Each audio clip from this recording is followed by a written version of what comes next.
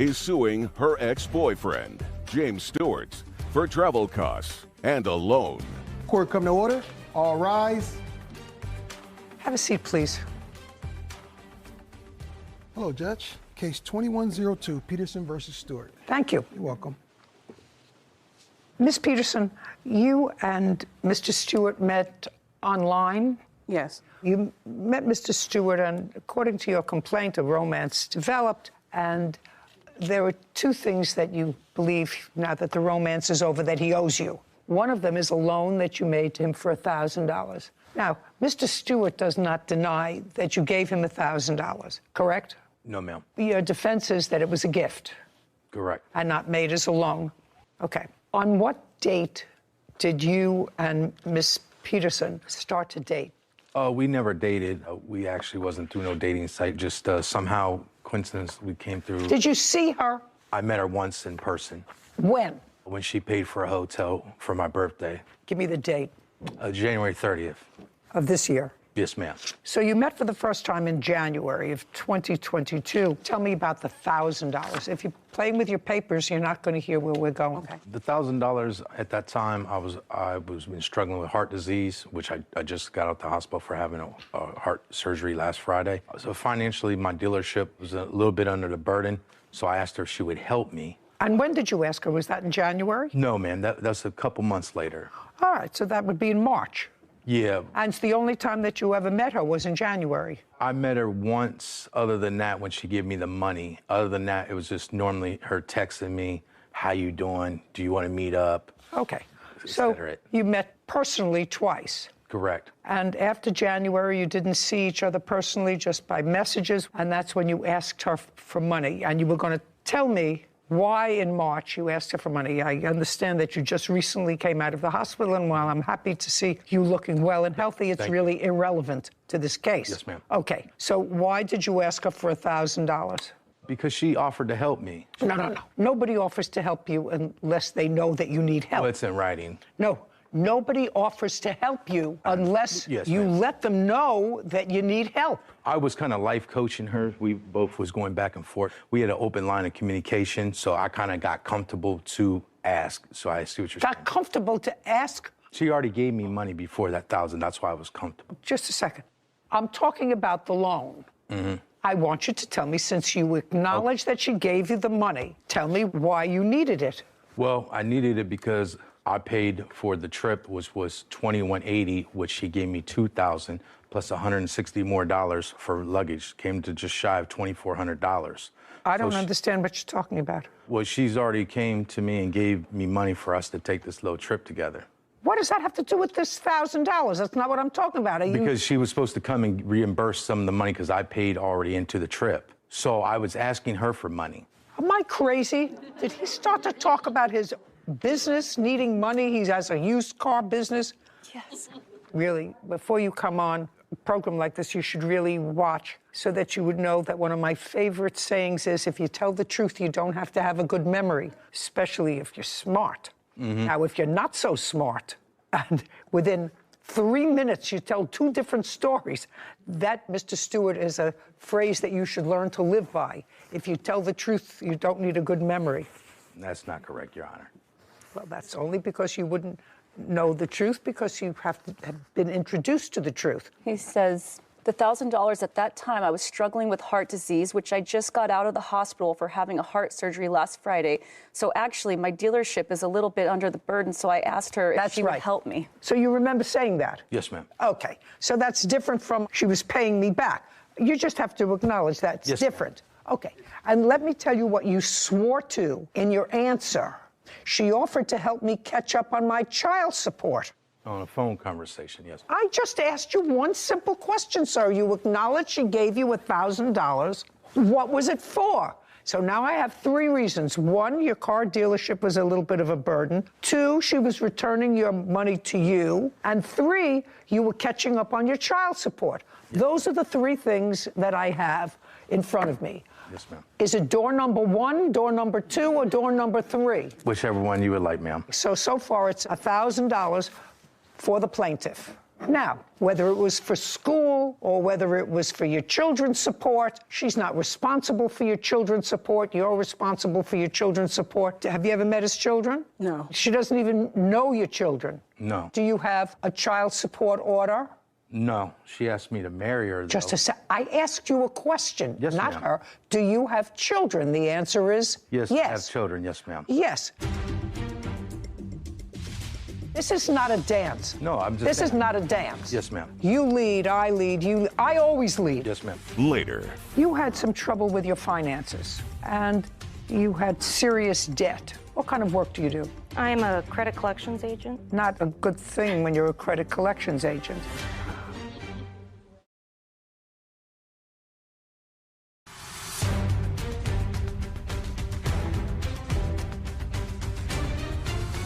Joy Peterson claims her ex-boyfriend, James Stewart, owes for travel costs and a loan. Now, the children do not live with you. They're above age. Yes, ma'am. When you swore in your answer that you had gotten behind in your child support order, what child support order was that? It's the last child because I got behind because I was out of work. So they're above age, but I owe a little arrears. Okay, so that's the child support that you were behind. Had you been noticed to come to court on those arrears? I've never been in contempt, no, ma'am. I've always kept a good standings with them. Okay, but you're behind now. Yes, ma'am. You were behind then in March. Yes, ma'am. Okay, and you knew you were behind because? I was on bed rest for 5 months due to a knee surgery and some heart issues. Okay, did you request that your child support order that was on arrears only be stayed while you weren't working? I got a new caseworker who wasn't willing to work with me at that time. So Okay, so there was difficulty. Your caseworker was involved in this child support order. That sounds better. And the child support order was in favor of the state? I don't owe the state no money. I paid all fees off with them. I just owe the back child support. To the mother of the children? Yes. Okay, $1,000. Now, I'm going to come to you. According to you, you gave the defendant $2,000 to buy travel tickets for you. Yes, Your Honor. When? I gave him money in March. At the same time that you gave him the $1,000? No, ma'am. That was in April. Show me proof of that. And I want to see $2,000 taken out from someplace for him to pay for these tickets. And they were tickets for you to go from where you live, which is where? Springfield, Ohio. To Miami. Yes, ma'am. The $2,000 was in March. What were you going to do in March? In March, I gave him the $2,000 to purchase tickets because I asked him, can you get discounts for us to go to Miami because I was going to have surgery. So he told me yes, sure. So I gave him the $2,000 for that. That's not. Then he said, well, that's going to be more than that. I said, well, that's all I have for the tickets for me and my daughters. He said he wanted to go, so he was planning on going. Mr. Stewart, Yes, ma'am. on what date did she give you the $2,000 to buy the tickets? It was early March. She could. Yeah, March, looks like March 25th. She gave you $2,000. And when were you supposed to go to Miami? We were supposed to go July 4th, and she. Okay, just a sec. You're supposed to go in July. So you're talking about 4 months later. Yeah, she canceled the trip. Okay. When did she cancel the trip? She canceled the trip about a month later. So she canceled the trip in April. Yeah, and it was a third party, so it's non-refundable. I don't know that at all. Yes, ma'am. Now, just a second. So you're going to have to show me. I didn't borrow it. You borrowed the $1,000. I didn't say you borrowed this $2,000. She gave you money for a specific purpose. Right, she went- Don't speak. She gave you money for a specific purpose to purchase airline tickets. For us. Which you... I don't give a rat's behind for who. She gave you money to purchase. As I did. Airline tickets. As I did. This is not a dance. No, I'm just This saying is I not did. you lead, I lead, you... I always lead. Yes, ma'am. Absolutely. I always lead. Yes, ma'am. She gave you $2,000 to buy tickets. That you acknowledge. The trip was canceled 3 months before the trip. Now, you say they were non-refundable tickets. Yes, ma'am. Show me. I just want to see where you tried to get either a refund or a credit 3 months. Don't speak. You have to show me, because you just said the tickets were non-refundable tickets and I could neither get money back for them when she canceled it or a credit. And I said, in all that paperwork, show me. It's just public knowledge on their website. I apologize, I do not have it. It's not public knowledge on any website. Judgment for the plaintiff in the amount of $3,000. $1,000 loan, $2,000 for the tickets. We're finished here. Thank you very much. Well, out! This court is adjourned. Out! She wanted to go on a vacation. Taking advantage of me. She was being a little aggressive. Don't even look that way. Now, hopefully, we can just move on with our lives.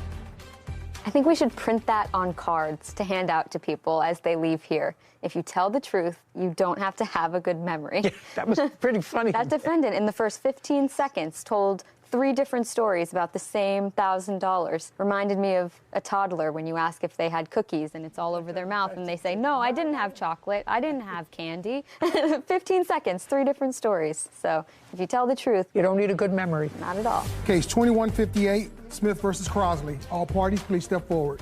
Justin Smith is suing his ex-girlfriend, Jessica Crosley, for an unpaid loan. Miss Crosley, I'm going to start with you. You and Mr. Smith were in a romantic relationship for a period of time. Yes. From when to when? I want to say it was about a year before my son was born. My son was born February 11th, 2019, and our relationship ended about 4 or 5 months after he was born. And after you separated, according to what I read, you sort of remained friends. Yes. Great. You had some trouble with your finances, and you had serious debt. What kind of work do you do? I am a credit collections agent. Not a good thing when you're a credit collections agent. And this was after you had already been separated for a long period of time. And at some point, what I'm piecing together is you discussed your financial circumstances with Mr. Smith. Yes. And one of your options was to seek protection in bankruptcy. Correct. And Mr. Smith thought that that was a bad idea. Yes. So he suggested that you take out a loan, consolidate all this debt, which was on, I assume, on credit cards with very high interest. And since he had credit, he would take out the loan and you would pay that loan off, which was manageable every month. Is that generally what this is about? Yeah. Yes. His behavior had started getting irrational, scary, started calling me a lot, asking my whereabouts, texting me, driving by my house on several occasions I saw. I'm still not understanding why you stopped paying on the loan.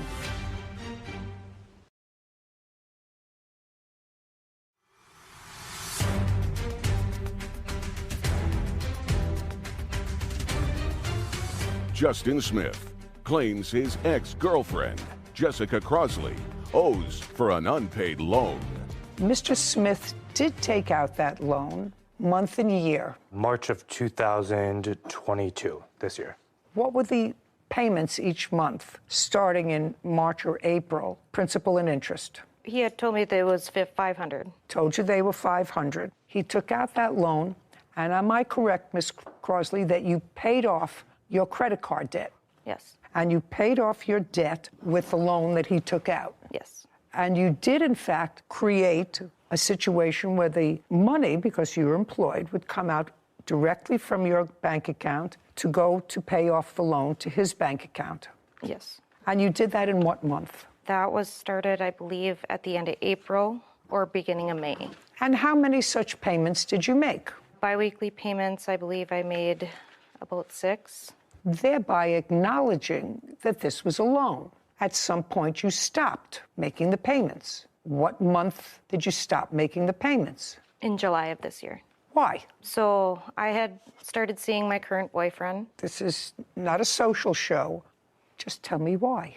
So I had to take a day off of work to file for an order of protection. Why did you have to take a day off from work to file for an order of protection? Because I was advised to by a police officer I spoke to. Okay. And I assume against him? Yes. Okay. Give me the incident. Okay. So in July, when I started seeing my current boyfriend, Justin had expressed that he wanted us to get back together. And I had told him no, that was not going to happen. And then his behavior had started getting irrational, scary, started calling me a lot, asking my whereabouts, texting me, driving by my house on several occasions I saw. And then there was an incident on July 19th where I had allowed his mother to take my son to a play and she was supposed to drop him off back to me. And instead of dropping him back off to me, she had dropped him off with his father at his work. And then I got a call from Justin yelling, saying, "Where are you? What are you doing right now?" And I'm like, "Well, I'm on my way back home. Your mom's supposed to drop off Braden." He's like, "I have Braden. I'll meet you at your house." So I said, okay. We got to outside my house, and then he pulled up next to me and then started screaming out of the car, like, "Where were you? What were you doing?" I was like, "I was spending time with Anthony, my boyfriend." And he's like, "I'm taking Braden. I'm not going to give him back to you." And my son's crying in the back seat. And I said, "No, you give him back to me. It is my day to have him." And he drove away. He later called me and said I could meet them at Dairy Queen. So I met them there. I got out of the car. I went up to my son. And as I was getting him in the car, Justin had walked up to my car and started yelling and swearing at me. And as me and my son started driving off, he threw a milkshake at my car, which scared me and my son very much. Okay, good. And you filed for an order of protection. You had a trial on the order of protection, Yes. and the judge dismissed your order of protection. Yes. After the trial. Yes, ma'am. Okay. I'm still not understanding why you stopped paying on the loan. So when I had lost my job. You lost your job when? The next day. The incident happened on the 19th. I had to take the 20th off to file for the order of protection. The 21st, I was let go. Oh, that had nothing to do with you being let go. Nothing. I just want to know why you stopped paying on the loan. You stopped paying on the loan because you lost your job? Are you working now? Yes, I just started working. Well, did you start paying him back? No. So Why? Also in July, when all these incidents happened, Justin had stopped paying for daycare, which was our agreed upon child support payment. We don't have a court order for child support, but he had been paying all of daycare. I cover all of his other finances. So that was an agreement that you had, that he would pay for daycare? Yes. Okay. And he stopped paying in July? Yes, he started only paying half of daycare. Okay, so let's go back. He started paying for half. Yes. How much was he supposed to pay per month? $560 was the full amount of daycare each month. Okay, and he had been paying that. In July, he cut it down to? To $270, I believe. 80. 80. Okay, so he wasn't completely not paying. He was paying part of it. Correct. Tell me why you cut the payments in half, because you have a counterclaim for that. Yeah. So in July, we started a custody case for full custody of our son. You're talking in July. Who started the custody case? I did, Your Honor. Okay. Did you retain a lawyer? I did. Is that case still ongoing? It is. Well, then I'm not entertaining anything about the daycare because you have that case in family court. The court there will make a determination as far as future child support and whether or not this daycare should have been paid. So you have no reason for not paying the loan. I was planning on filing bankruptcy. Okay, but you didn't. You didn't file for bankruptcy. You did the smart thing. How much is left on the loan? It's in excess of $12,000 or $11,000. What interest rate is on that loan, by the way? 36%, I believe. Current balance as of November 30th, $12,631. How is a 30% loan better than her credit cards? She had some loans in excess of 800%. From whom? Or over 500%. These were online lenders. Oh, wow. Okay, you have a counterclaim. Harassment, daycare costs is out. Lost wages because you say you had to take a day off to file a protective order and you were fired? Nonsense. Harassment, let's hear it. And don't go back to anything that you told the judge during the hearing that you had where he dismissed your application for an order of protection. Okay, well, the order of protection. Okay, That was... they're just shh. Well, if that's the testimony, it's already been adjudicated. A judge using the same measure of proof that I would use dismissed your case, so I'm not relitigating that case. Judgment for the plaintiff in the amount of $10,000. Thank you. This court is adjourned. I believe he was angry that I started a relationship with somebody. I think the restraining order was part of her defense as to why she didn't want to pay me back anymore. I was ready to file bankruptcy, and he had offered to take it out for me. You know, at the end of the day, the loan is still agreed upon and still needs to be repaid.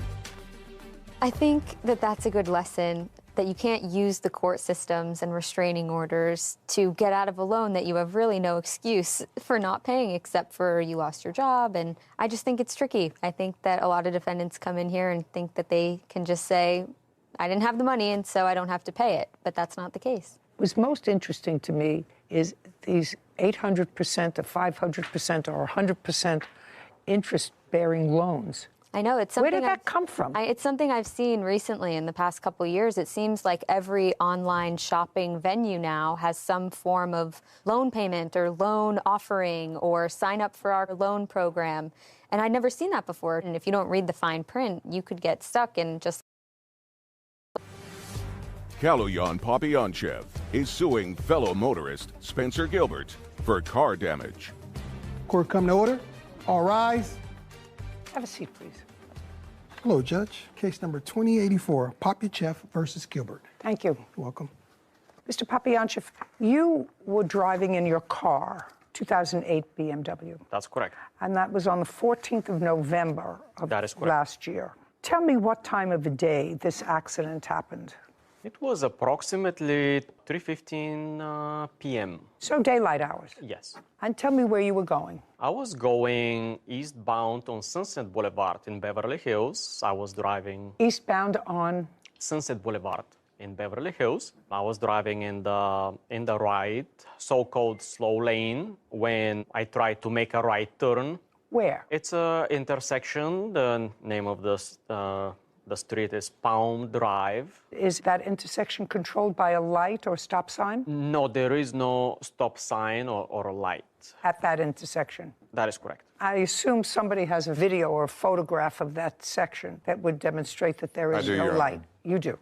Is there a light or a stop sign at that intersection? No, Your Honor, there's not. Did you put on your signal indicating a right turn? Yes, I did. How far from the corner? I can't state distance, but it was approximately 5 seconds before I reached the intersection. Was there traffic that day? Yes. A lot?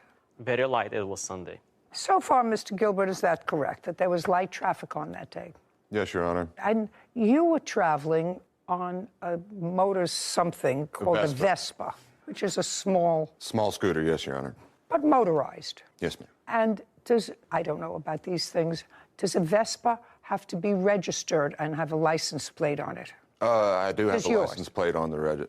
Okay, so your Vespa is registered as a motor vehicle, and you have a license plate. Yes, Your Honor. Now tell me what happened, sir. As I proceeded to make a right turn onto Palm Drive, I just heard an airflow. It was a big bang. It was an impact. On your passenger side? On my right passenger side, and I realized that there was a small motorcycle or a moped that hit my vehicle. Hit your side. And you were the person riding that Vespa? Yes, Your Honor. Okay. May I see the damage to your car? Yes.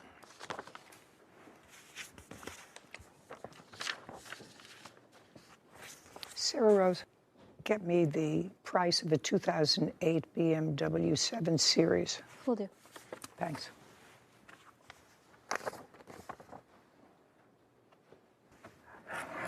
What you're talking about is this damage, sir. Is that correct? Yes, front passenger. I see. Yeah. I've just made a circle. Can you see the circle that I've made? Yes, that is correct. Okay.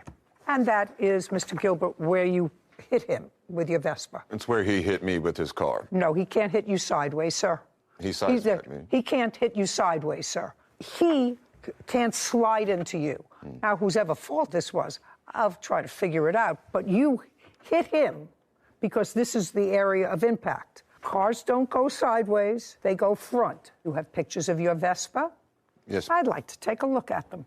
Your Honor, based on a 100,000-mile BMW 7 Series, between $4,700 and $7,800 is about the range. I just want to know, because I have to see what this kind of day. He's suing for $10,000, which is ridiculous. That doesn't show me much, actually. Okay, so I can't see the front of your Vespa, sir. I assume that the front is the end that's damaged because I see the back.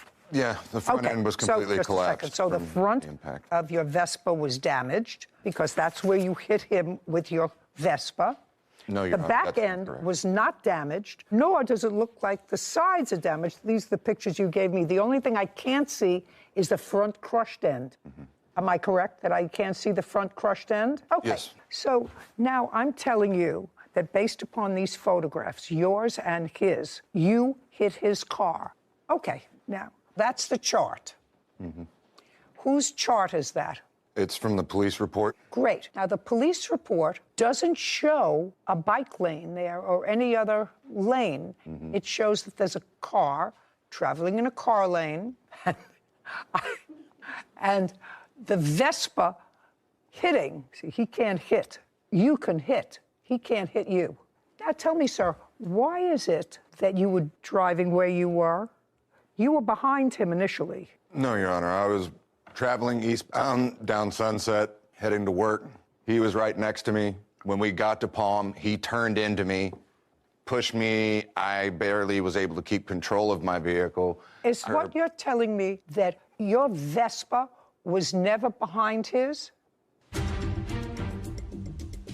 This you're not getting. I want you to get this right out of your mind. Your whole car isn't worth $10,000. Let's be serious. I don't have all day. Do you have a bill? And later today. And I know you're dying to tell me that there was noise there, that you couldn't live there, that it was terrible. Well, that's what happens when you live in a place with a whole bunch of other people.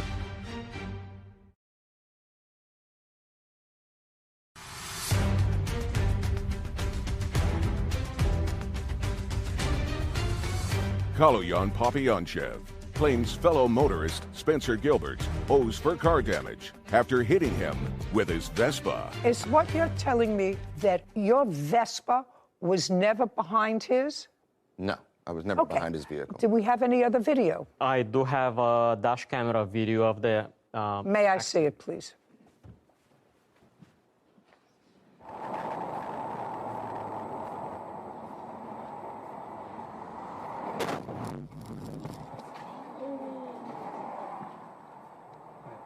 Play it again, please.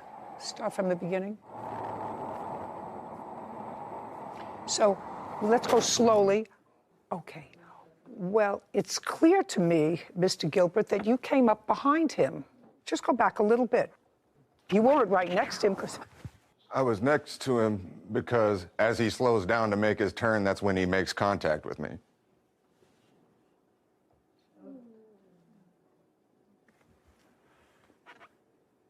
I was right next to him the entire time. Impossible. May I see the police report, please? Yes. There's actually 2 police reports. May I see them? Was anybody given a summons on that day? Nobody. Neither party was given a summons. Is that correct? Not that I know of, Your Honor. Okay, so this is the narrative after witnesses were questioned, and the opinion based upon the witness's testimony and yours, and the fact that the police officer actually heard in the video the clicking of the turn signal indicating a right turn approximately 5 seconds before the right turn was executed according to the police officer as a result of viewing the cam that he had, the video, that he was making a slow right turn. He had turned on his signal approximately 5 seconds before, and you were coming up on him on your right. And it says, based upon the video footage, I determined that the first car, and that would be his, should not have been placed at fault for this collision because he activated his turn signal and made a safe turn to go southbound on Park Drive. The fault of the collision is on the part of Mr. Gilbert for violating 21-755 CVC, which states in part that the driver of a vehicle may overtake and pass another vehicle on the right only under conditions permitting that movement safely. I'm reading you the police report. Do you have another police report? Yes, I do, Your Honor. Prior to this or after this one? This is the only police report that I know of. Oh. I wasn't aware there was 2. Well, this was a supplementary police report. What is the date of yours? All I have is what my lawyers gave me. Oh, well, I'm going to show you this one, sir. Yes, ma'am. And this one was after viewing the cam. Yes, Your Honor, my police report predates his. Predates it. Well, that's after the officers looked at the dash cam, heard the signal, and saw you coming up from behind. I'll take it back now. I've seen the damage on your car, sir. Yes. Which, while I wouldn't like to have it on my car that's 14 years old, it is on your car. It's not worth $10,000. Your whole car isn't worth $10,000, sir. So if you want to show me a reasonable estimate for fixing that, I'll be more than happy to look at it. Yes, I do. And this estimate was given to me by the only body shop that is authorized by BMW. I'll find another body shop for a 14-year-old car. I'm certainly not going to consider giving you anything near the value of your total car for something that is on the door of one side of the car. Have you had the car fixed, sir? I had the entire door replaced, but it's still... Replaced by whom? By a body shop. Good. Yeah. And if you had the whole door replaced, you must have a bill. This you're not getting. I want you to get this right out of your mind. Your whole car isn't worth $10,000. Let's be serious. I don't have all day. Do you have a bill for the door that you replaced from a body shop, which is what I said a moment ago? No, I do not have it with me. The vehicle is still due paint and dents and scratches repair. Well, they're going to fix the car, and if they can fix the car for $2,000, have it fixed. That's my judgment. Judgment for the plaintiff. We're finished. This court is adjourned. Certainly not happy about it. I'm happy. It is something. The problems that this gentleman's caused my life. It happened in about 2 seconds. I was like riding right next to the dude, and he just turned into me, and I went into the wall, and that was pretty much it. I had to call 911 immediately because I wasn't sure if he's dead. Because of what he did, I wasn't able to go to work for 2 weeks. I lost 2 of my jobs. First thing to do is you call 911 and then deal with, the rest of the circumstances. One theme that we see far too often is plaintiffs coming here or to any court asking for a large sum of money, in this case $10,000 for a car that wasn't even worth $6,000. And instead of showing us an estimate of fairy tale land of what was going to fix it, show me a receipt for what you paid to fix the damage. Yeah, he did fix the damage. He fixed the damage already, replaced the whole door. You don't have a receipt for that. You don't have a bill. You don't have a nothing, which leads me to believe that it was a lot less expensive than $10,000. So I thought your judgment was generous, given that he had no proof. I would have said goodbye. Well, he did damage the car. Not that I'm going into history, but as one who has, on occasion, hit a stationary object, even allegedly hit a stationary object, and get a little nick on a bumper on a car. It's expensive to fix a car. So he had a car that looked in perfect condition. It wasn't after it was hit. He's entitled to have it look like what it looked like before. I just felt there was sort of a bait and switch with a $10,000 estimate, but I already got it replaced. Fixed. I think that he said that. I think that he said that unintentionally. I also think he did. It's okay. Won't get one over on us. No. Case 2090, Oquendo versus Villarreal. All parties, please step forward. Amber Oquendo is suing her former tenant, Nancy Villarreal, for unpaid rent. Ms. Oquendo, you own a home. Yes. How large is the home? It's 4-bedroom, 2-bath, and approximately 1,700 square feet. When did you purchase the home? 2018. Can I ask you what the cost was? $225,000. And you live there in the house, just you, with whom? I don't live in that house. That's my rental. You bought it as a rental?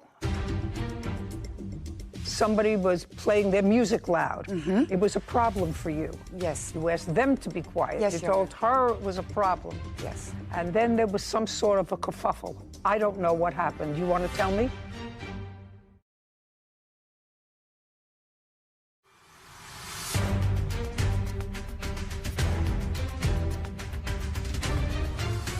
Amber Oquendo claims her former tenant, Nancy Villarreal, owes for unpaid rent. Nancy is countersuing for her security deposit. Now, you bought it as a rental? You bought it as a business? Originally, I purchased it and I lived in one room. My kids shared a room and I rented 2 rooms until I was able to establish basically a history of being a landlord. And I then purchased another home and I live in my own residence, and that one is fully a rental as of now. And also a resident of that home are your parents? Yes, they are in the master. And you have another tenant there? Yes, there are a few other tenants. Tell me who. So I have one tenant who has asked not to be identified by name, but he is in one room that I have marked as room number 2. And then I have another tenant who's in room number 3. And then Nancy was in room 4, and there's now a new tenant in that room. Okay, this is what it's about. The defendant was a tenant of yours. It didn't work out. And it was a short tenancy. I think it lasted no more than a month. Yeah, right. Is that right? June of this year? Yes, Your Honor. It didn't work out. She left. It is your claim that she left owing you a month's rent. And I assume from your paperwork that the month's rent was $774. So it was $650, and then the $774, the remaining difference was just for being served and then court costs. But month rent was $650. $650. And when the defendant moved in the beginning of June, did she sign a lease? Yes, and I'm just going to correct you. Sorry, she moved in May 7th, so just wanted to correct that. But yes, she did sign a lease. May I see it, please? Yes, ma'am. Thank you. Yeah. You have a copy of your lease, Ms. Villarreal? Yes, I do. Okay, good. So it's a month-to-month tenancy. It's an at-will with 30 days written notice. Okay. According to the lease, there was a security deposit of $650. Yes, ma'am. Did the defendant pay that when she moved in? Yes, she did.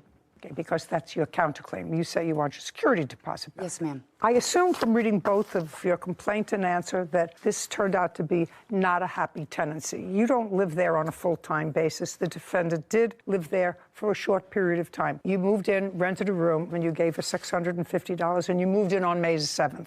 Yes, Your Honor. Correct. And you moved out on what date? I moved out on July the 7th, July the 10th. So you were there for 2 months? No, I was there for 1 month. May to June, June, July.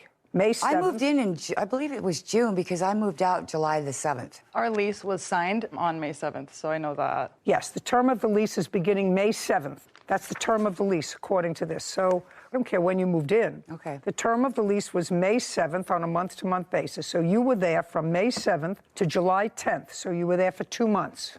Okay. We're going to get into the whys, wherefores in a moment, but did you pay the month of May? Yes, Your Honor. Did you pay the month of Yes, May? ma'am. Good. Did you pay the month of June? No, Your Honor. Okay. And you lived there until July 7th? No, I actually lived there until... You just told me July 10th, as a matter of fact. Whitney's going to tell me what date you gave as your move-out date. You said it was July 10th. She said, I moved out on July the 10th. Okay, July, and it was, yes. July So you 10th. were there for 2 months? Yes, Your Honor. Okay, if you're there for 2 months and you only paid 1 month's rent. Yes. So far, you owe her 1 month's rent. Did you return her security deposit? Yes. Did you receive your security deposit? Yes, Your Honor. How much? $650. Okay, so you have no counterclaim. The counterclaim is for your security deposit. The rest of it is nonsense. You moved out, you wanted to pay your moving costs, your hotel fees, and everything else. That's ridiculous. Okay. So if you've received your security deposit now, what you owe her is a month's rent, which is $650. And I know you're dying to tell me that there was noise there, that you couldn't live there, that it was terrible. Well, that's what happens when you live in a place with a whole bunch of other people. Did you look at this room before you moved in? Yes, I did, Your Honor. Okay, so you went to the house. Mm-hmm. When you went to see the house, Amber was there. Mm-hmm. She introduced herself as the landlord. That's what it says here. Yes. And she let you know that she wasn't in the house, that her parents were in the house as tenants, but she wasn't in the house. Yes. And you moved in and somebody was making noise. Somebody was playing their music loud. Mm-hmm. It was a problem for you. Yes. You asked them to be quiet. Yes, you Your told her it was a problem. Yes. And then there was some sort of a kerfuffle. I don't know what happened. You want to tell me? Yes, Your Honor. I am a federal employee, Your Honor. And when I signed this lease back in May, it states there, and I'm also in recovery, Your Honor, and it states very clearly in the lease that there's absolutely no smoking on the premises or no drugs on the premises, Your Honor. There was absolutely marijuana being smoked in the house. And right after I brought that to her attention, I then received a 30-day termination notice. Okay. Because I absolutely could not live in that house anymore with my job. I felt it was not a safe place for me. Where did you go? Just a second. Is that your son? This is my son. Okay. Does he live in the area? I know you called him and he came and helped you move. Yes. Correct? Ma'am. Who does he live with? My son? He rents a room with roommates. So he has roommates? Yes. Tell me where you went when you left. You didn't get a 3-day notice to quit. You got a 30-day notice from her that she was not renewing the lease pursuant to this. Right. You chose to leave in 3 days. That was your choice. Because you had 30 days to stay, and you had a month-to-month tenancy. Mm-hmm. Okay? You chose to leave. So where did you go? I got a U-Haul. I didn't really have a place at the time to go, but my boy's grandmother offered her place to me, so I stayed there for a couple weeks. She said, you pay $180, I'll let you stay here for a couple weeks until I was able to find another place, Your Honor. And then you did? Yes, ma'am, I did. Great. Okay. So your security deposit you have, and she doesn't have her month's rent, which is $650. Are we done here? Judgment for the plaintiff in the amount of $650. We're finished. Thank you. This court is adjourned. I am not aware of anyone using marijuana in my house. There was marijuana being smoked in the house. My dad says that he's not smelling it, so I guess I can't really attest to the legitimacy of that. It was not a safe place for me to be. You know, some people don't realize, Sarah, that if you leave a premises that you have lived in, it's like going to a restaurant and ordering a steak and then delivering the steak, you're taking a bite and say, you know, I really don't like that steak, and finishing it, and then telling the waiter you're not going to pay for the steak. I always say you ate the steak. If you're a tenant and you find the living conditions such that, you know, you find it untenable to live there, you have a prerogative of changing your residence, but you don't live there for 2 months and only pay for 1, and then make excuses because you ate. Nishera Garrett is suing her former friend, Michael Codia, and his girlfriend, Brianna Serrano, for a personal loan, car damages, and an assault. Court come to order. All rise. Have a seat, please. Hello, Judge. Case number 2056, Garrett versus Codio scenario. Thank you.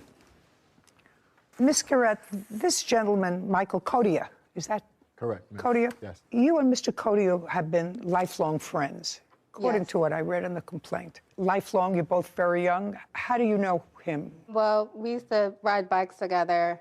His mom used to also braid my hair when I was a child every Sunday. But you and Mr. Codia were never involved in any relationship other than just friendship. No. And Mr. Codia, Miss Serrano is currently your girlfriend. Correct. Yes, Your Honor. She had been your girlfriend and been living with you for a while, and you have a child together. Yes, correct. Well, she's currently pregnant. We're expecting, they're expecting. Great. You had a fight. Yes. With Miss Serrano, and that was around June of this year. Yes, Your Honor. And it was a substantial enough fight that Miss Serrano left the home, and she left the home with your child. And how old is your child? As I was saying, we are expecting. So you don't have a child together? She's 6 months pregnant, currently. Okay. So you're just living, and she left. Correct. At about the same time, Miss Garrett, your friend, needed a place to stay. I wouldn't say needed a place to stay, but... What would you say? It was more like, I kind of had a clue, like she had a place to stay, but it was just one of those situations. No, look over here. Look over here. Okay. Sorry. Now, Mr. Codia, I want you to understand there are very few stories that are new under the sun. I want you to really understand that. I have children. I have grown grandchildren, boys and girls. I've seen all the movies that I want to see about romance and guys. So your girlfriend leaves you. Yeah. Yes. And would it be fair to say that you invite Miss Garrett to come and stay with you? Yes, it would be fair. Had you ever invited her to come and stay with you before? No, I have not. Not in the current apartment that I'm staying in right now, no. Had you in another apartment? No. So the answer is you had never invited your friend to come and stay with you before? No. Interesting. So on June 27th, she left. On what date did you invite Miss Garrett to come and stay in your apartment? June 16th. June 16th? Yes. So 11 days before Miss Serrano left? Miss Serrano left about a week prior to her coming. What date did you leave, Miss Serrano? Do you recall? I don't recall. I recall it was the end of, or mid-June of this year, I would say. I had personal things going on, so I really wasn't, you know. Now, Miss Serrano, I'm going to ask you why you left. We had a falling out. Me and Michael had a falling out. Yes. What did you and Michael have a falling out about? Well, at the time, my mother was in the hospital, so that it was a disagreement surrounding having to move back home and take care of her in the household. And?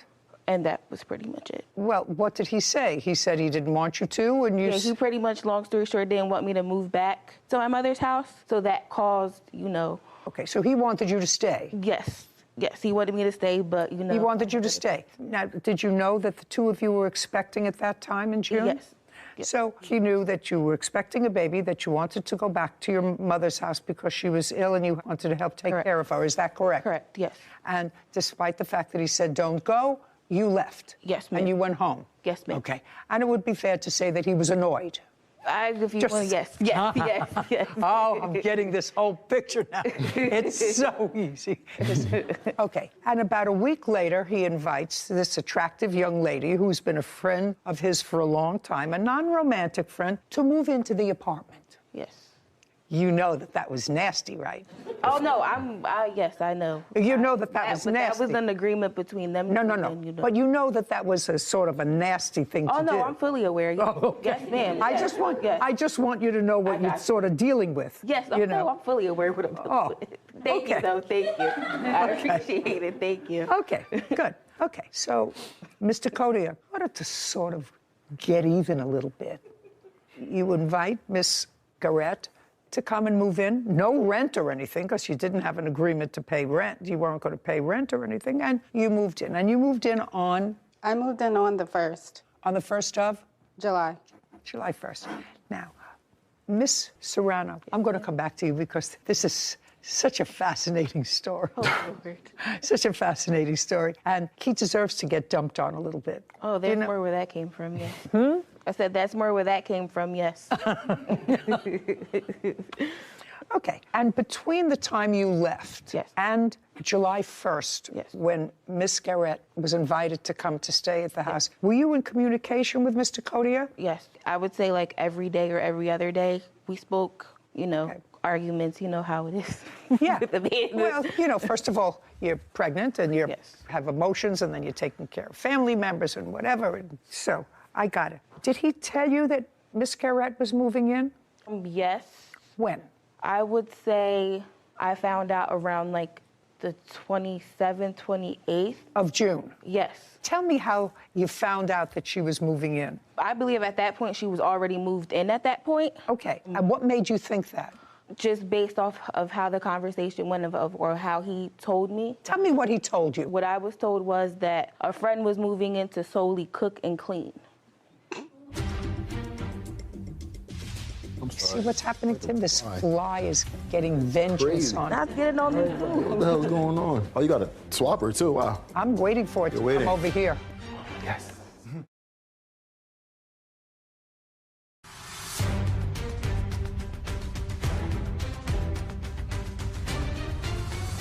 Nashira Garrett claims her former friend, Michael Codia, and his girlfriend, Brianna Serrano, owe for a personal loan and an assault. Tell me what he told you. I'm curious. I want to know. What I was told was that a friend was moving in to solely cook and clean. That's what I was told. Okay, did he tell you who? Who it was. I never met her. But he told you who it was? Yes, he told me who it was. And that made you, I would probably guess, a little annoyed and unhappy. I mean, I was annoyed. I would be annoyed. I mean, I was annoyed because I had personal things going on, but in between that time before actually realizing that she was living at my apartment, I actually had a brief interaction with her. I met her at a park. I met her. So... Between the time you moved out? Yes. Okay. Was it you met because you contacted each other, or you met by accident? We met because me and Michael just, had a conversation to have had at that point in time. I'm assuming she was there in the area, so he just wanted to kill two birds with one stone. He said, do you want to meet the person, who's there, who I'm living with, and that's how it went. And was it a cordial meeting? Yes, it was. You met her, she met you? Yes. And he said, I just want you to meet the lovely-looking girl that I'm now living with because you went home to take care of your mother. I guess so, if you want to put it... Yes, he... Don't forget.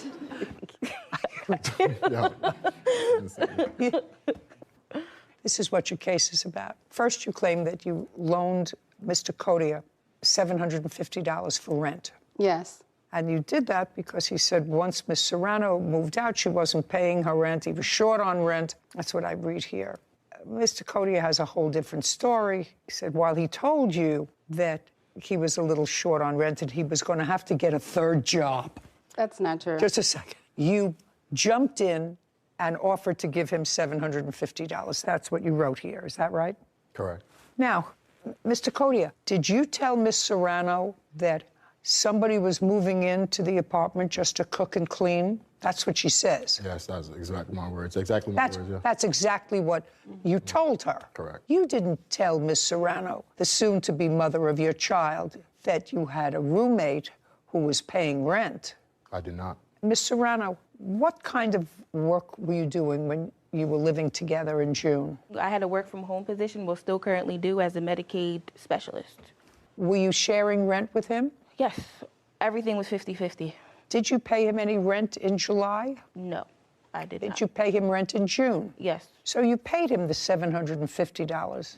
That was your share of the rent? Is that what your share was? That was my share of the rent. June was already paid for. July I did not pay because I did not believe I was going to be there. Okay. Tell me what he said to you that caused you to give him this $750. Well, he texted me one morning and said that Brianna was no longer going to pay her half of the rent as of July, and that if he could... You were living there already? Yes. And if I give him $750, he would give it back to me. And we never discussed anything about me cooking or cleaning. I actually brought groceries, which he said that he would pay me back for, too, while I'm staying there. Okay. So you were actually there for 5 days, is that right? About 5 days. 5, 6 days. And at some point around the first week in July, July 5th, 6th, or 7th, you came to the apartment. Yes. Tell me what happened. We had went inside the apartment. Who's we? Michael and I, sorry. Michael so and you I were went... so you weren't staying there. Where had you met him? We actually met at work. We've been together for a year and a half. I understand that. Yeah. But you came home to the apartment together, and that was, I think, on the 7th of July. Yes. On the 7th of July. Where had you been? You'd been out. You hadn't been staying in the apartment. Oh, no, yeah. I was out actually just going to rosaries and stuff like that. I actually went to go pick him up after a family function from work. After picking him up from work, we went back to the apartment, went upstairs. Was that the first time you had been back to the apartment? No. Since you left? Since I left, I've been there on and off. Like, not on and off, but like every other couple days. But I've been there, not living there, but I've been there spending the night and, you know. Have you ever, when you were there, have you seen Miss Garrett? Nope, but I've seen her belongings, though. Okay. But you knew she was there because he told you that she was there. Exactly. So on the 7th, you picked him up, you went back to the apartment, and you'd been there before, but you had never actually physically seen her in the apartment. Correct. Despite the fact that you knew she was there. Correct. Because you'd been introduced to her. Correct. Okay. And what happened? So we went upstairs. She seen that I was with him, and I guess that must have made her mad. No, just tell me what happened. So there was an argument. Tell me what the argument was. I don't even know what the argument was, honestly. She just seen me, and then there was an argument that unfolded about what I still don't know still to this day. Okay, so now Miss Garrett, they came home, and? Okay, so them two never came in the apartment together at all that night and previously. No, just tell me that night. Oh, that night. So me and Michael discussed that, hey, listen, things are not working out. He has had multiple people in and out his house, and he was making me very uncomfortable, as well as Miss Serrano popping up. So what do you say? You said multiple people in the house? Guys, women every night. I would sleep in the park. One night I slept in the park because he had Miss Serrano popping up at 3 o'clock in the morning, her throwing my things around, telling me to get out the house. So I had to go in my car and go sleep in the park. And we had conversations that night when it happened, when she popped up. Hey, can I go sleep? What date was that? It was, I want to say July the 2nd or the 3rd. Okay. Yeah. Before the 7th? Right. Okay.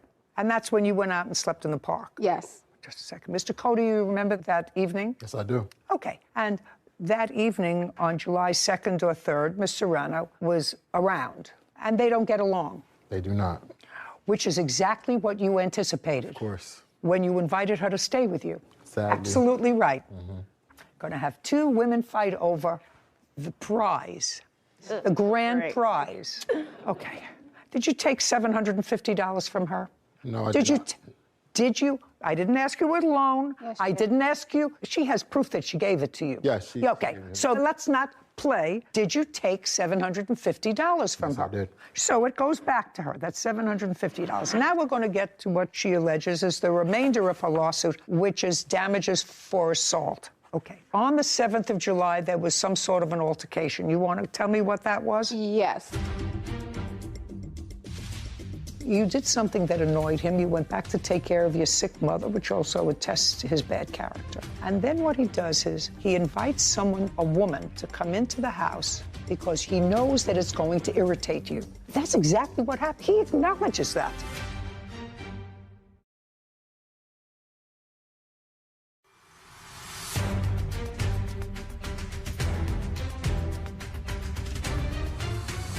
Nashera Garrett has accused her former friend, Michael Codia, and his girlfriend, Brianna Serrano, of damaging her car and assaulting her.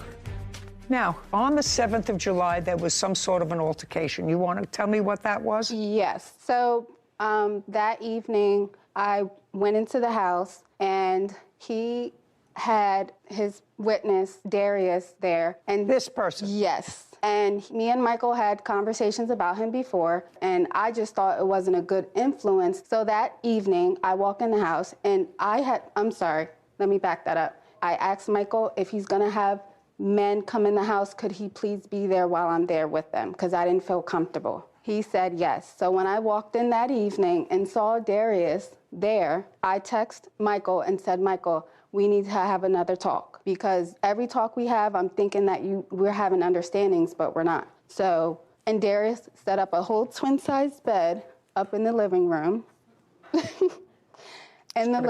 So I went out to my car. I said, Michael, when you get home, I'm in my car, so meet me in my car when you get off. It was around 8:30 when Michael had came, and I was sitting in my car. Me and Michael were talking, and... Was he in your car with you? No. He was outside of my driver's side. So that's when Miss Brianna came, and she started hitting him upside his head, and I tried to get out of the spot that I was in, and next thing I know, my window's down, and she comes and she's attacking me, punching me in my face. She keyed up my car. When she first came up to my window, she keyed my car. Yeah, I can show you. What? Okay, did you file a police report? I didn't. Why? I just didn't. I took care of my bruises and my scar. I did call 911, but then I hung up. I just didn't. And Okay. Do you have photographs of your injury? Yes.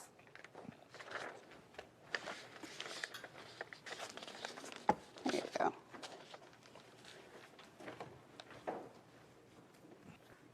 So what you're telling me is that this was a scratch across your chest. Mm-hmm. And that's a scratch that was caused by Miss Serrano. Yes. And that was in July. Yes. Ms. Serrano, I'd like to hear your version of what happened on the 7th of July. Like I said before, there was just an argument that took place. I want you to start the argument from the beginning. Okay. Okay. She's outside in her car. Mm-hmm. Michael is talking to her at the car. Oh, yeah. Did you drive over there or did you walk? How did you get there? I parked my car like in front of the house because they were on the side street. So I walked. So you walked there? Exactly. You parked the car. Now, let me ask you a couple of questions, Ms. Serrano. Yeah. Did Mr. Codia ever give you an indication that Ms. Garrett was no longer going to be living there? Not that I could recall, no. Well, I want you to try to recall. I was told after that whole day went, the day after that, the conversation was going to be for her to leave the house. Okay. And what were you coming over for? What brought you over there at 8 o'clock at night? For him. What do you mean for him? Well, he left something in my car. He left a charger or something. It was something he left in my car that I was returning back to him. Did you tell him you were coming over? Nope. I just popped up. The answer is no. No. You were curious. Yes, I was. Of course I was. There you were. Mm-hmm. I'm sorry. See what's happening to him? This fly is getting vengeance on him. That's getting on me too. What the hell's going on? Oh, you got a swapper too, wow. I'm waiting for it to come over here. Did you seek medical treatment? I did not. Mr. Codia, I'm going to wrap up this case because I really understand it. I believe I understand it. What I don't understand is why, and this doesn't require an answer, it's sort of a rhetorical question, why you would want to take someone who had been a lifelong friend and someone with whom you are having a child and put either one or both of them in a situation, they don't know each other really, so they don't know whether to like each other or whether not to like each other. I mean, I assume that at this point you would, at least Ms. Serrano was planning a long-term relationship with you, and she's having a child, and I assume she thinks you're going to be there to be supportive of the child. Maybe. You have other children? Yes, I do. How many children do you have? I have another son. Okay, how old? 5 years old, 5. And he lives with his mother? Yes, he does. So you see. Oh, yes. There you go. This one's a pesky one. I'm usually good at it. I missed it before. I don't know why you would put them in a situation where they would dislike each other all to satisfy your ego. Wow. Oh, that's exactly what you did. You put them in a position where two apparently nice ladies, both of whom care about you in different ways, you put them, well, do you care about him?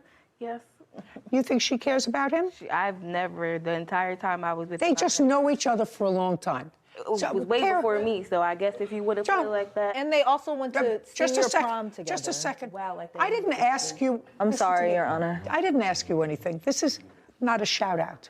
What I'm telling you is it goes to his character. He knows her for a long time. They never had a romantic relationship.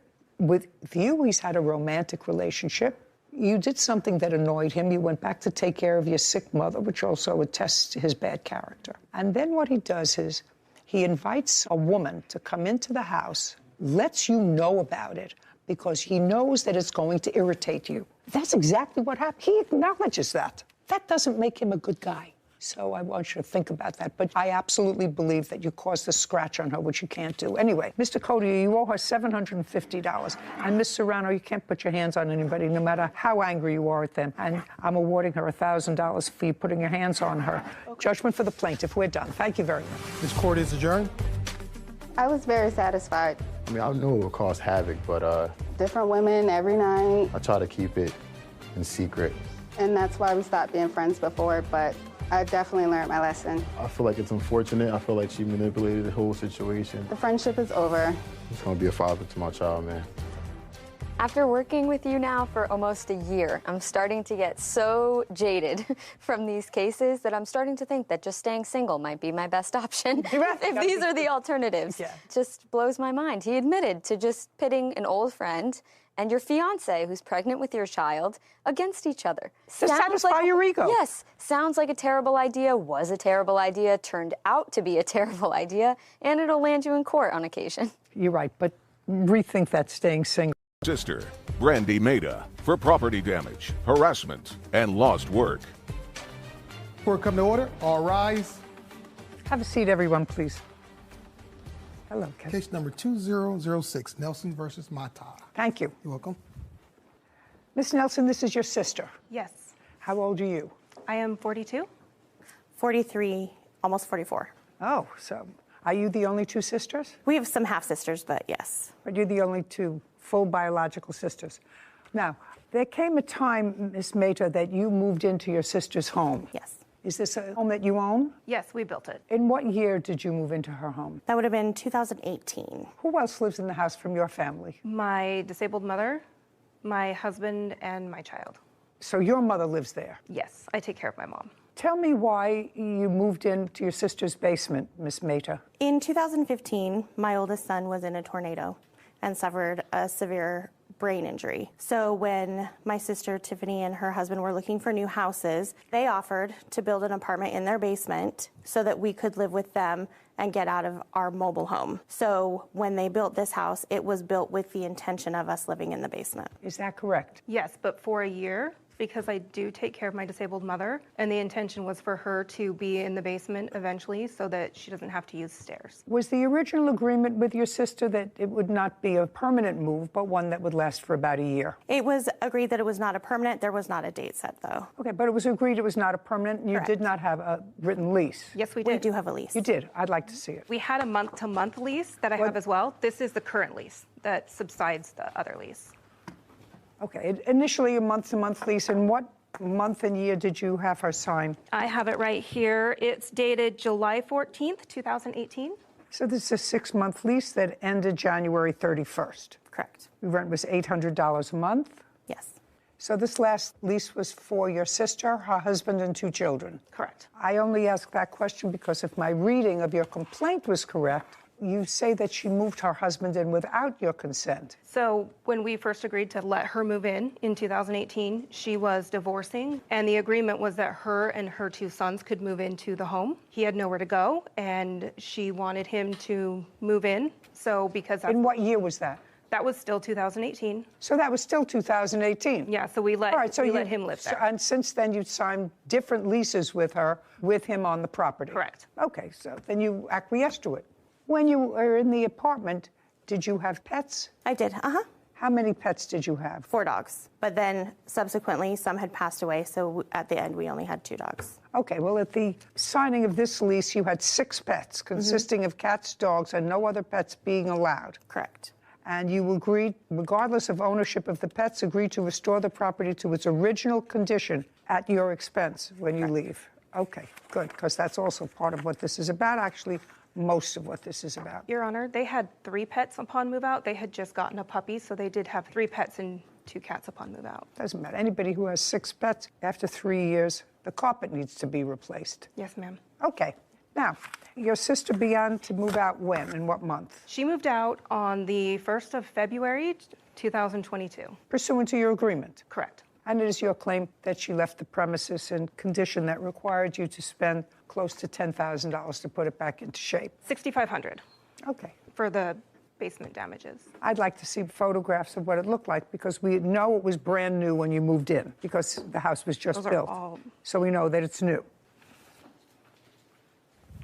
I also have photographs that I took the day we moved out. Okay.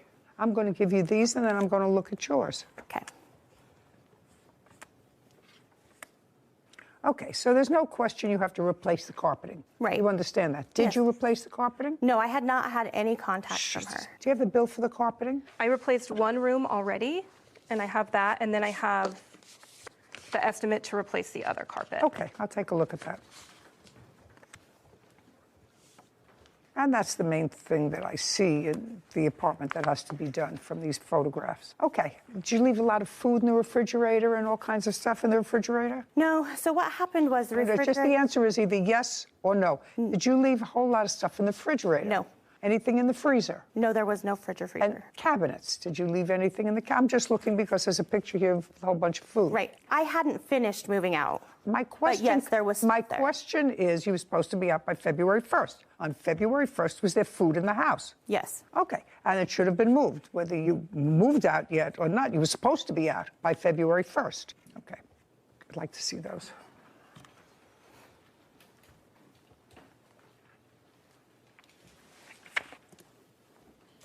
So you replaced the carpet in what room? One of the bedrooms, so my mom could move down there so she could not use stairs. Okay. Sarah, add these 2 figures and have them for me, please. And I don't know what this is a photograph of. So the bags that were left in the home, there was ice cream that was left in those bags, and it had leaked on my flooring, and we moved it outside. And that is the rotted food from the bags. Okay, do you know how that happened? I don't. I haven't seen that. Okay. May I see photographs, please, that you took on the day you moved out? Yes. I have that total, Judge. $4,129. 4,121? 29. 29. And 21 cents. Thank you. Is this after the carpet was taken out? Yes. Kevin, can I please see the photographs that she took?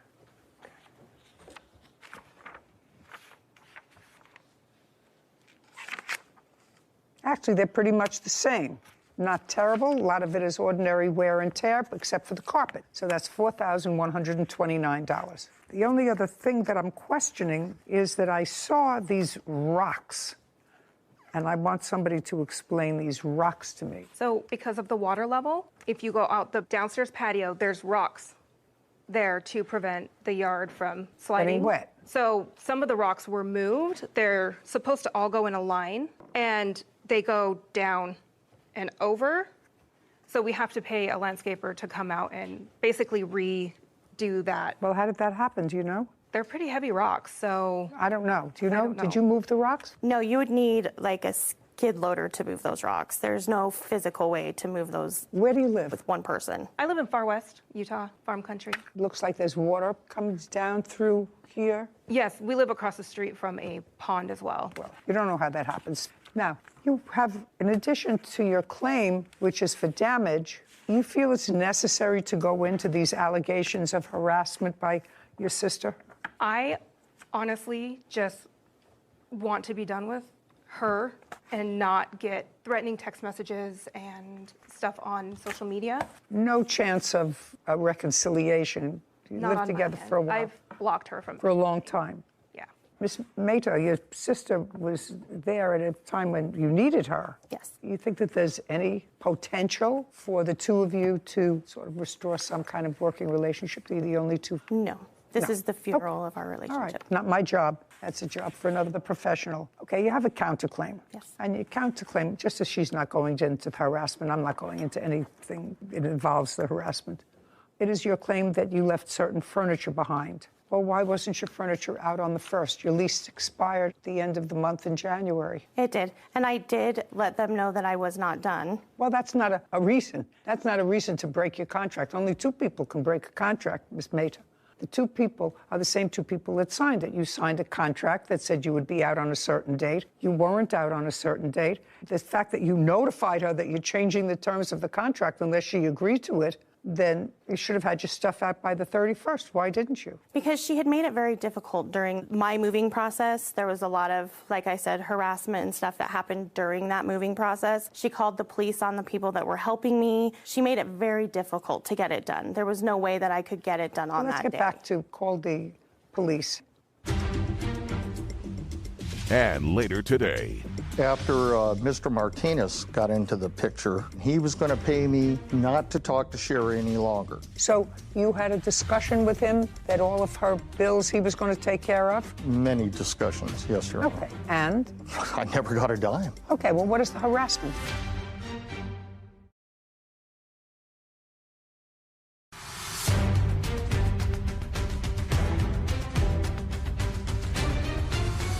Tiffany Nelson claims her sister, Brandy Mehta, owes for property damage after living in her basement.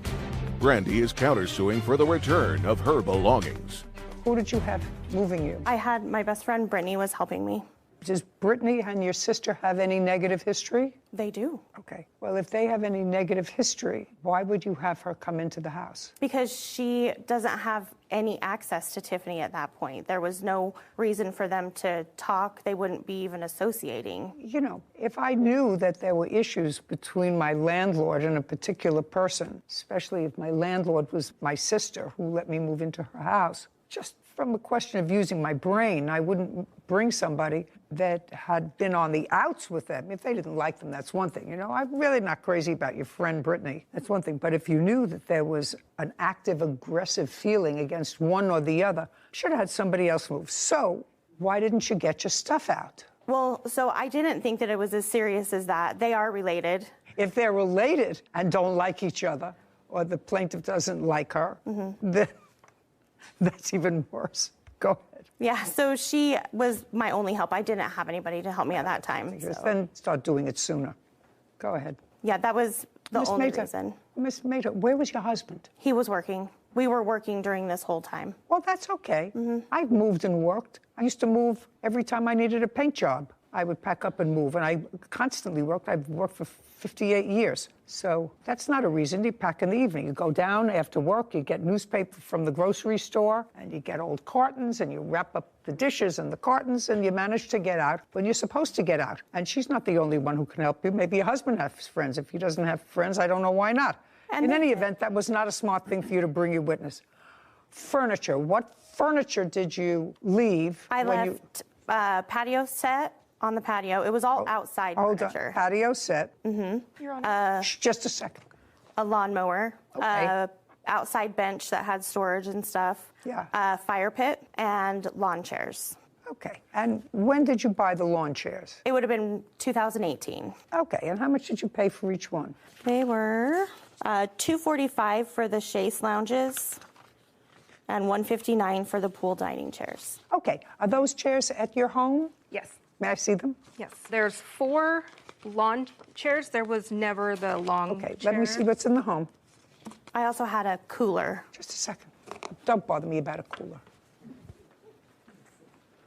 Are the lawn chairs still there? Yes. Great. You can go get them. Okay. With a marshal, not with her. What about the fire pit? Still there. You can pick up the fire pit. What about the lawnmower? Still there. Patio set? Still there. They have painted that purple. Painted back. Where are you living now? I have a house. Who are you living there with? With my husband and my sister-in-law. She's living with you? She's paying, not an answer, yes. Yes. She's paying you rent? No. Why not? My husband's mother, their mother passed away, and she needed to be closer to family, so she's just living with us as family. Okay, you're going to get all the property back that you say you left there. And you can do that within 5 days on notice to the plaintiff with a marshal. Just give him a copy of the order that will give you inside. Okay. With regard to the renovation of the house, she has to put the house in reasonable condition. Most of these other pictures demonstrate some wear and tear that you would have to do. Painting and plastering after 3.5 years, but the carpeting had to be replaced, $4,129. Judgment for the plaintiff. Thank you very much. We're finished. This court is adjourned. I'm happy with her decision. I just wanted to fix my basement and move on with my life. I mean, it is what it is. There's nothing to do. You know, I think we were both at fault. Go back home, fix my house, and honestly have nothing to do with her again. If she had come and talked to me like a normal person, we could have figured this out without this. No, I'm completely done. I would like to not be inappropriate, but she's just not a good person.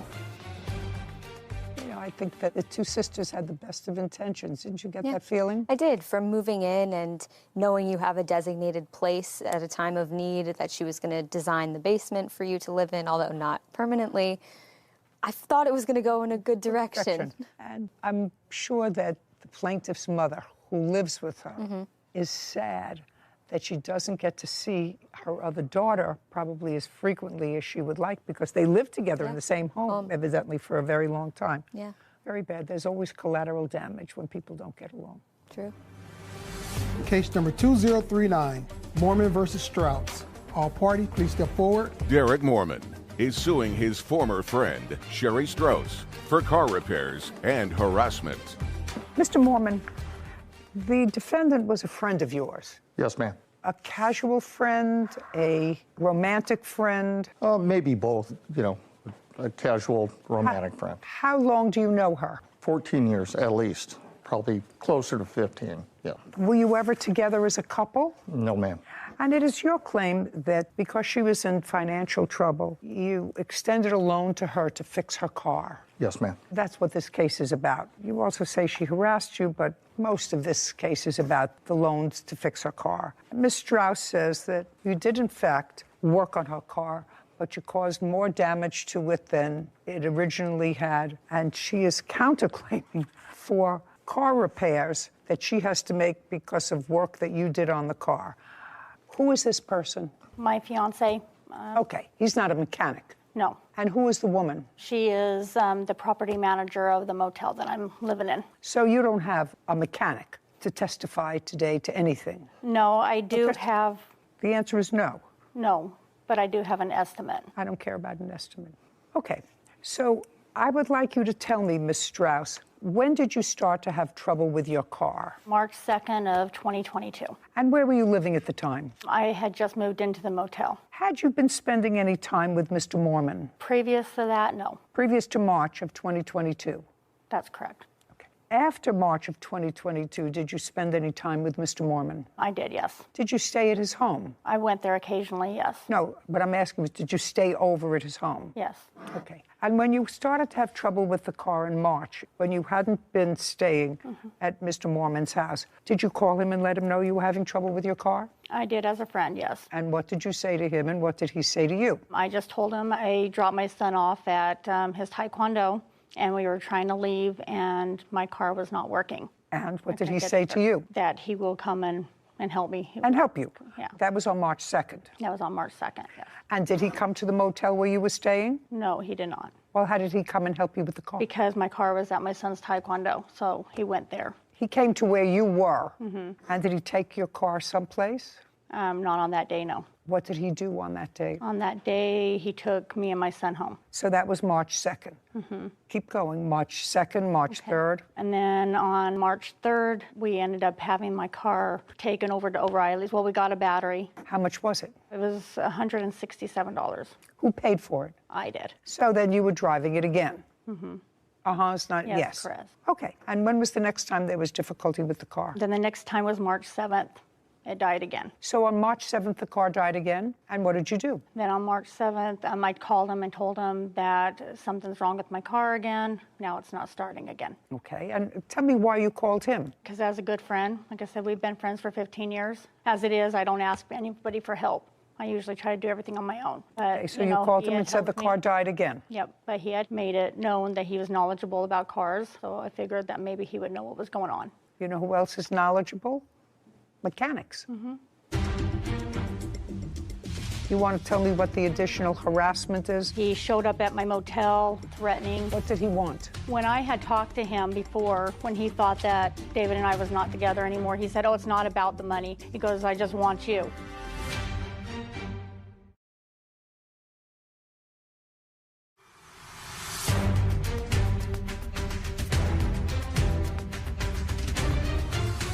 Derek Mormon says his former friend Sherry Strauss owes for car repairs.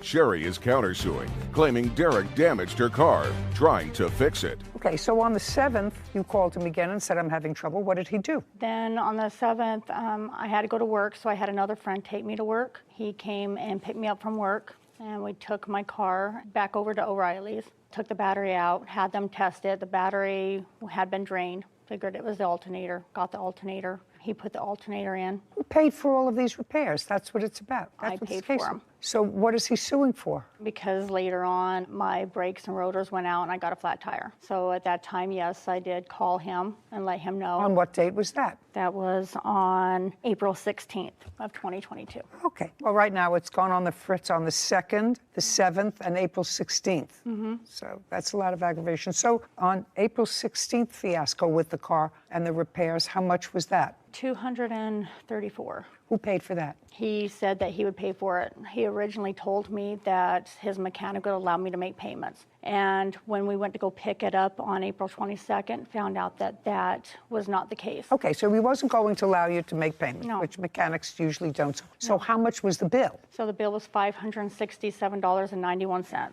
And he paid for that because they wouldn't let you make payments? He paid for that because he knew I was... No, an not he Escobar. knew. You were originally going to pay for that and make payments. Yeah, I was gonna Just a make second. payments. You were originally going to pay for it and make payments. You found out that you couldn't make payments, so he said, fine, I will make the full payment to the mechanic. Yeah. But it was always your intention to pay for the repairs of the car, only you wanted to pay for it in a slower fashion. Right, I was going to make the payments to the mechanic, yes. Right, okay. Yeah. What I want to know is, did you pay him back any of the $567?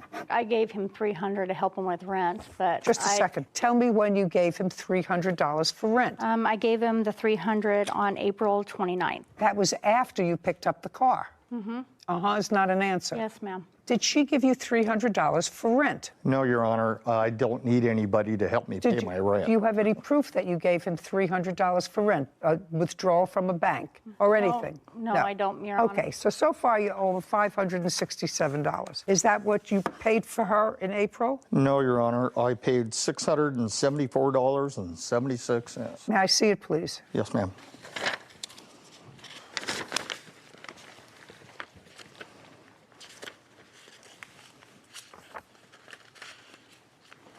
Yeah, April 18th. $674. Would you show this to Ms. Strauss?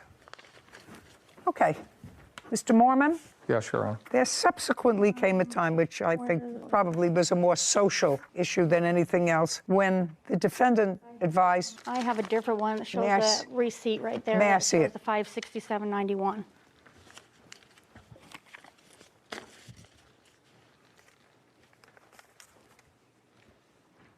Well, I actually am not understanding this. He paid for this with his Visa card.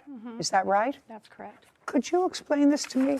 This is your Visa card. This is the same invoice. One of them is for $567.91, and the one that you gave me, the same invoice number, is $674.76. Sarah, would you do me a favor, please? Sure. Would you add up? From both or just the top one? Well, let's start with just the top one, for which there is a Visa receipt.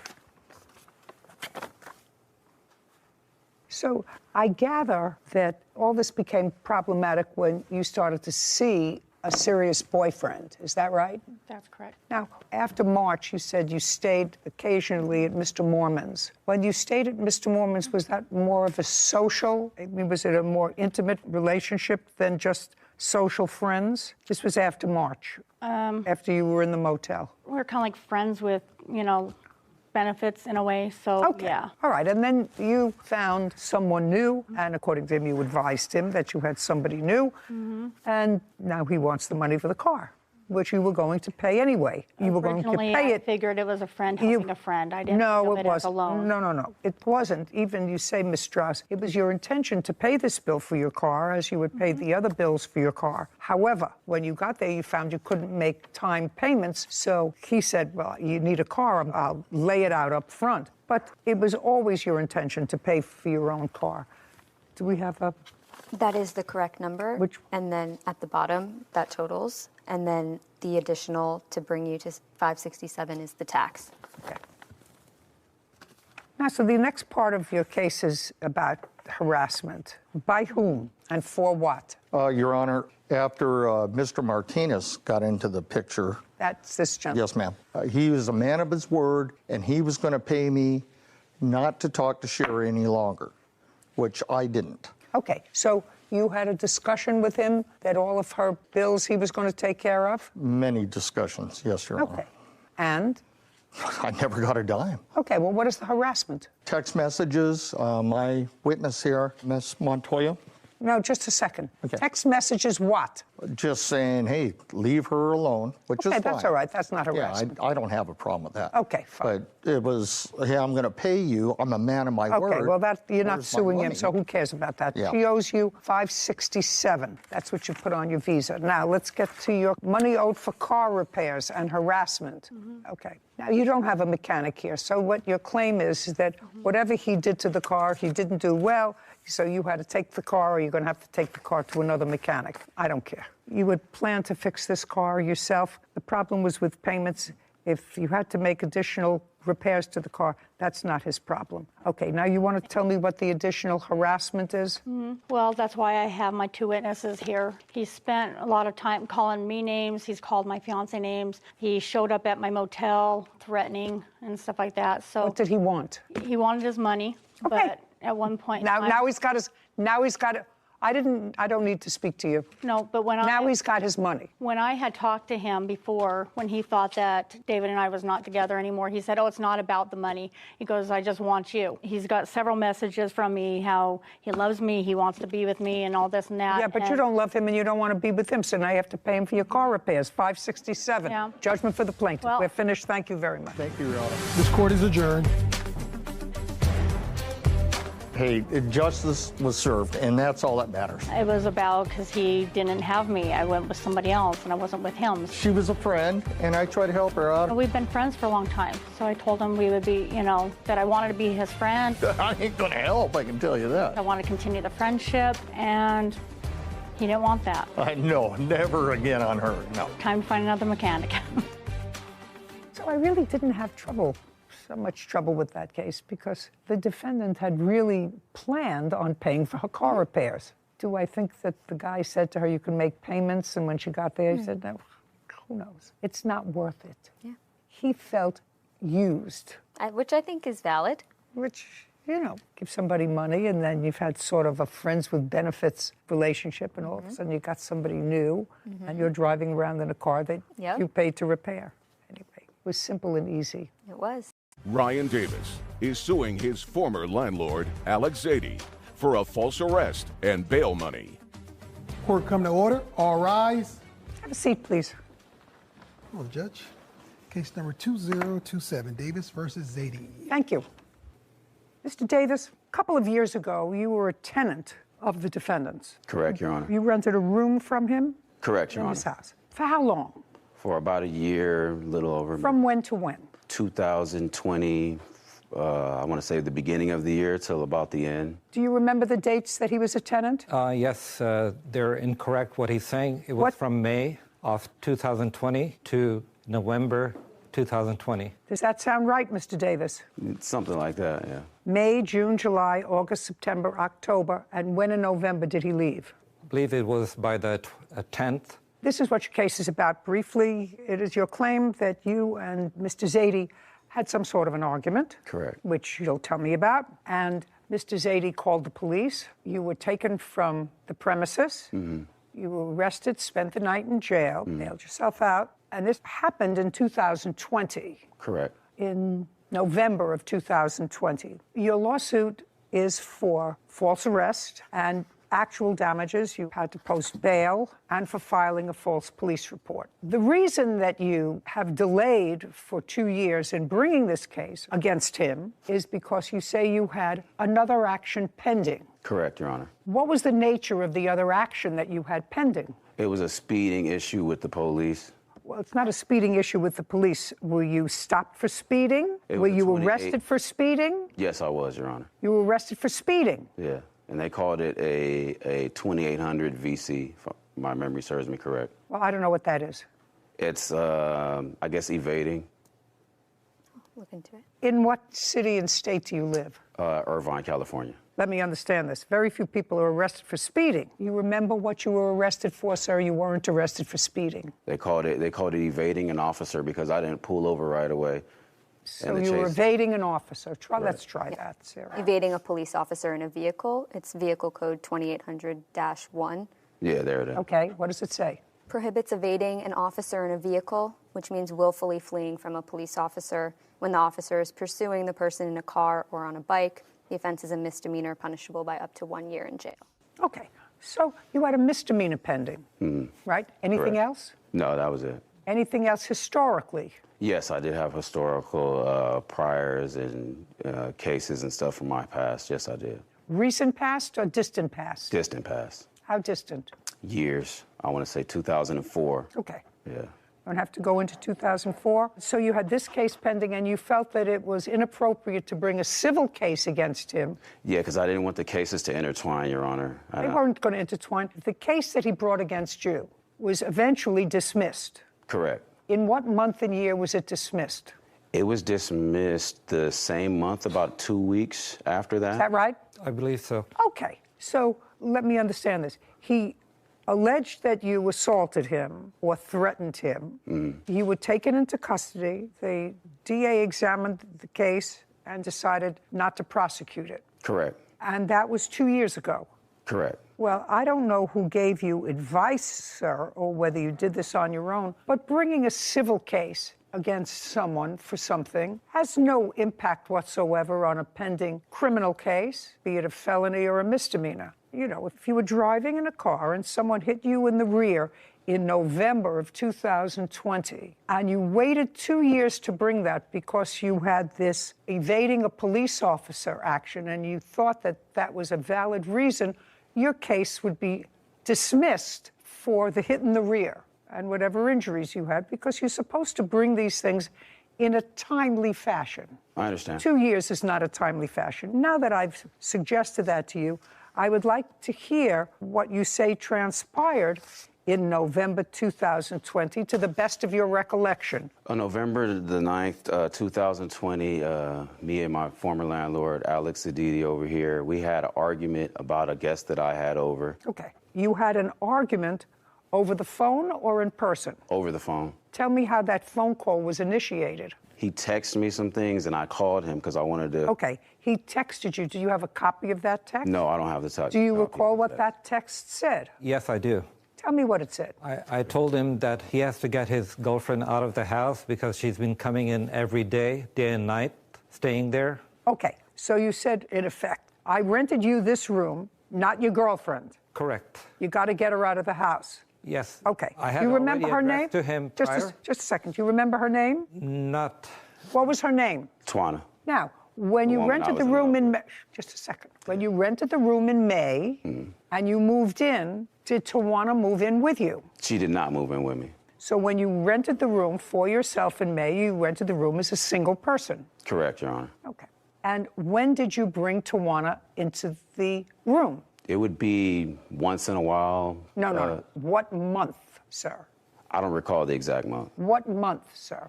It started happening like back in August, every day. It started one day, then every other day, and then it became constant day and night.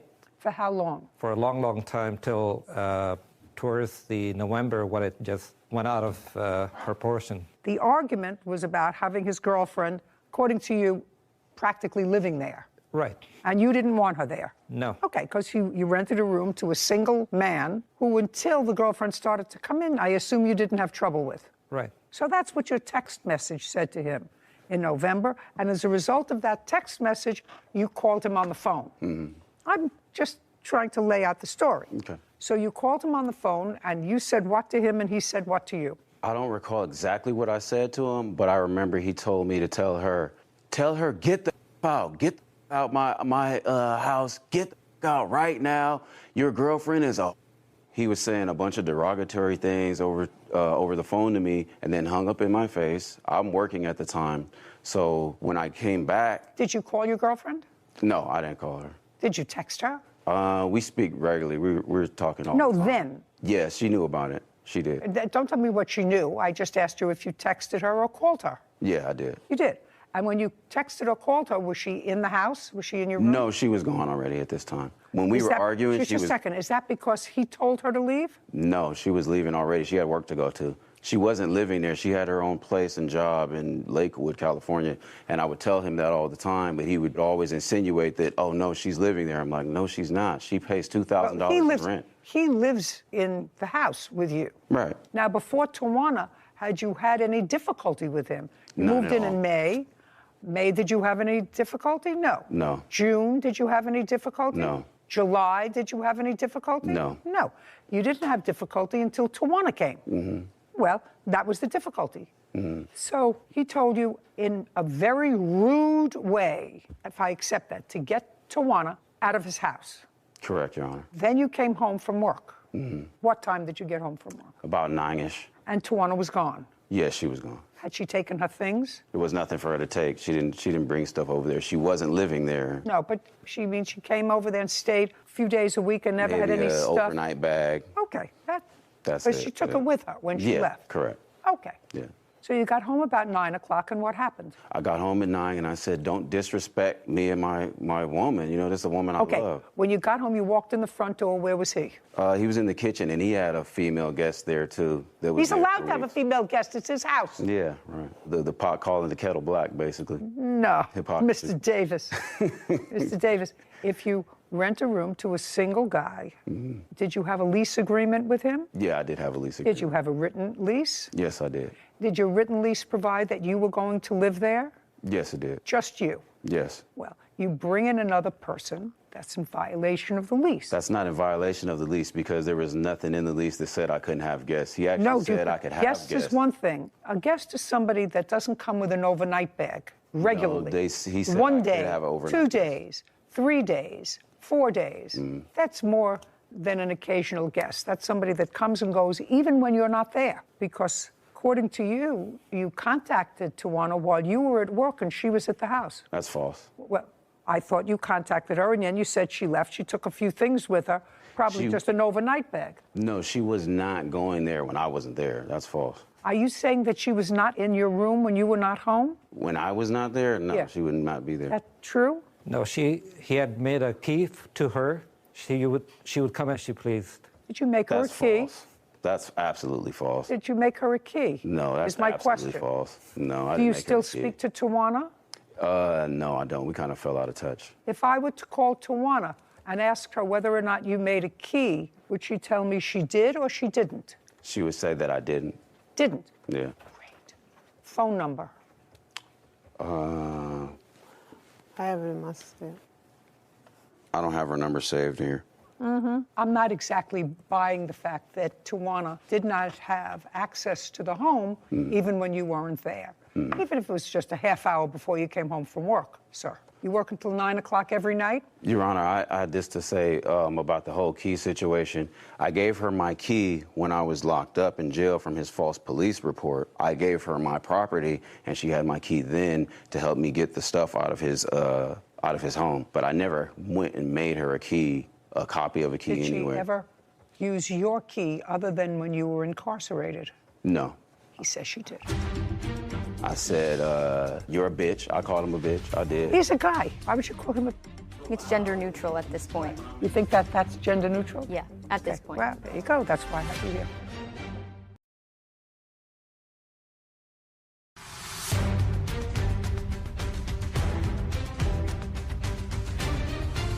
Ryan Davis claims his former landlord, Alex Zadie, owes for bail money after Alex had him falsely arrested. Okay, so now you're having this discussion. He's in the kitchen. You come home from work at 9 o'clock, and Yeah. you went into the kitchen to look for him. Correct. And when you found him, tell me what happened. We had just a brief, maybe 2-minute conversation or argument, discourse about what the things that he said. And I said, you know, don't be disrespectful to my woman and me. And I said, you know, you're a bitch. I called him a bitch. I did. But I never threatened him, No, you harassed said him. you're what? That's it. What does that mean? That's a half a sentence. Well, He was calling him a bitch. You are a bitch. Oh, you were calling him? yes, because he says a these guy. things over the phone. He's a guy. Why would Yeah. you call him a... Because he says all these things over the phone and he gets real loud and he's a completely different person when he's on the phone. But then when I'm in you his... think that's gender neutral? Yeah, at this point. Well, there you go. That's why I have you here. Okie dokie. So, okay, so you were going, don't call me that. You called him a name, and then things got heated, and then what happened? no, things didn't get heated. After that, he said, oh, that's how you want to do it? And then I said, if you want to get me evicted, you have to go through it the right way and do it legally and give me a 30-day eviction. No, he must have said to you, I want you out of here because you called me a name. It If wasn't you said, about... if you want me evicted, then he had to have said something about getting you out. He didn't really see, I don't remember him mentioning anything about me getting out. I just remember the fact that he called the police to get No, me before out. he called the police. You're still in the kitchen. Do you ever leave the kitchen? Yes, I did. Where did you go? I went to my room. Okay. Before you went to your room, did you hear him on the phone with the police? I did. Before you went Yes. to your room? Yes. Okay. And? And I didn't sit there and listen to his phone call. I took a video and I started recording because I didn't want to be made out to look like the guilty party. And I had it pretty much live streaming the whole time, which was an Instagram video. Can to I see it? prove, No, I don't have the video. The police But then it deleted doesn't exist. If you don't have it, it doesn't exist for my purposes. Understood. But you had it then? Yeah, I did have it then. You did. And the police came? Yes. And I assume if the police came, you showed them the video. Yeah, I was showing it to him. And despite showing them the video, they took you into custody. Despite showing them the video, they Just took a me into second. custody. Despite looking at the video, Yes. which I haven't seen. They didn't look at the video. They refused to look at it. Well, let's go one step further. You see, Mr. Davis, this is why you bring actions right away, so that not only everybody's memory is fresh, but if I wanted to call a police officer where you're who coming. responded or whatever, that's why you bring an action right away. Yeah, I get what you're saying. So now you're taken into custody and you have a video that is totally, according to you, exculpatory. I don't know the definition. Exculpatory means it says that you were not guilty of anything. Okay. And you appear in court? No, I didn't appear in court. Never? No, never. Well, what happened to the case? The case was thrown out. It was a DA reject because there was insufficient evidence that I did anything to him. And you never showed the district attorney your video? I didn't get a chance to because the video was deleted by the police. The police department deleted your video? Yeah, they did. You are a terrible victim of circumstance, Mr. Davis. Did you ever make a complaint that the police department deleted your video that would be exculpatory? No. Why not? I would if I had. Maybe ignorance of the law, I guess. What? I said maybe ignorance of the law, I guess. Not knowing. When you know better, you do better. No, Mr. Davis. Actually, I mean, sometimes you really don't know what the law is, but you were smart enough, you said, to tell me, because you knew I would say, why wait 2 years, that you didn't want this action to conflict with another action. Well, that's a two-process thinker. I've had something like that happen to me before where I had a criminal case and a civil case pending, and the dates were kind of intertwining and messing and then about to get in the way of my civil case. So I didn't want to make that same mistake with this case, Your Honor. Okay, so you want to tell me what your version of the events were of November 9th of 2020? Yes, Your Honor. I had gone to Mexico for a business trip meeting, and I had my friend who was visiting from Mexico staying at my place, and at that same time, I had another roommate who was renting the room next to Ryan Davis's room. His name was Dave. I received a call from Dave on November 9th that it's constant sex going on. Okay, so you received a call from the other person living in your house who you were renting a room to. Right. Okay, and then, don't tell me what he said. Can't tell me, that's all hearsay. Well, I've heard prior to all the sexual acts taking place. Listen to me. You personally, Yes. when you were home. Yes. Okay, so you heard what was going on behind his closed doors. Right, day and night. Okay. Like there's fine. no tomorrow. Okay, well, maybe, maybe jealous. Okay. disrespectful. Okay, so he was becoming an annoying tenant. Yes. For whatever reason. Yes. Keep going. You sent him a text. He called you.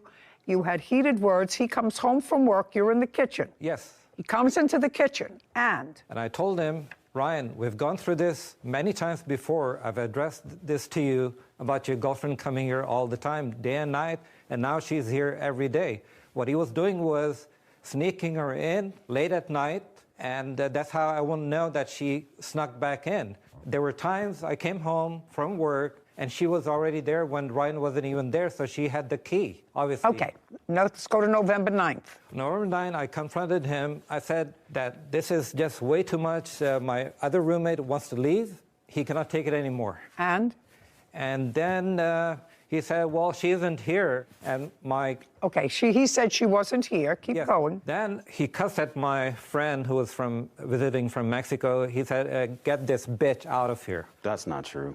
Don't interrupt. And, okay. I said, you know, you can't talk to her. Okay, let's go. Right. Then he went into his room. He came back. He brought a samurai sword with him.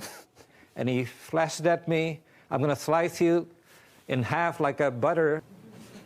Okay. You know? What? And I'm like shocked at that time. Don't know what's going on with him because he's just changing character. I'm scared of my life. I'm scared of my guests. Okay. And then what happened? So and he then came out I said, you need to get out of here. You need to move. And then he went back. He didn't do anything with the sword. No, he didn't. He went back in the room with the sword.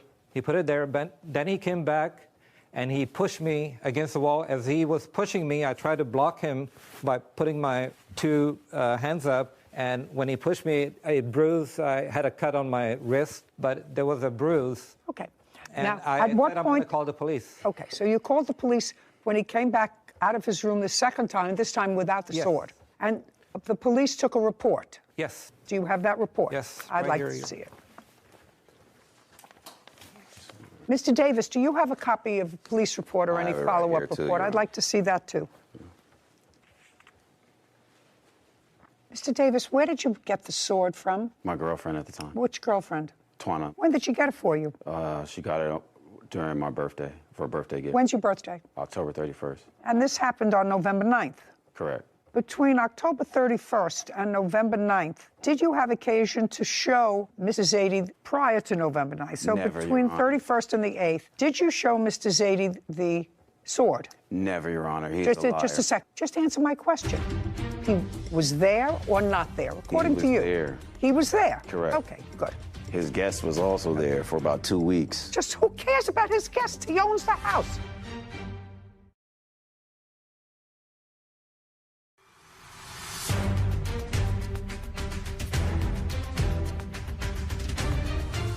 Ryan Davis has accused his former landlord, Alex Zaidi, of causing a false arrest.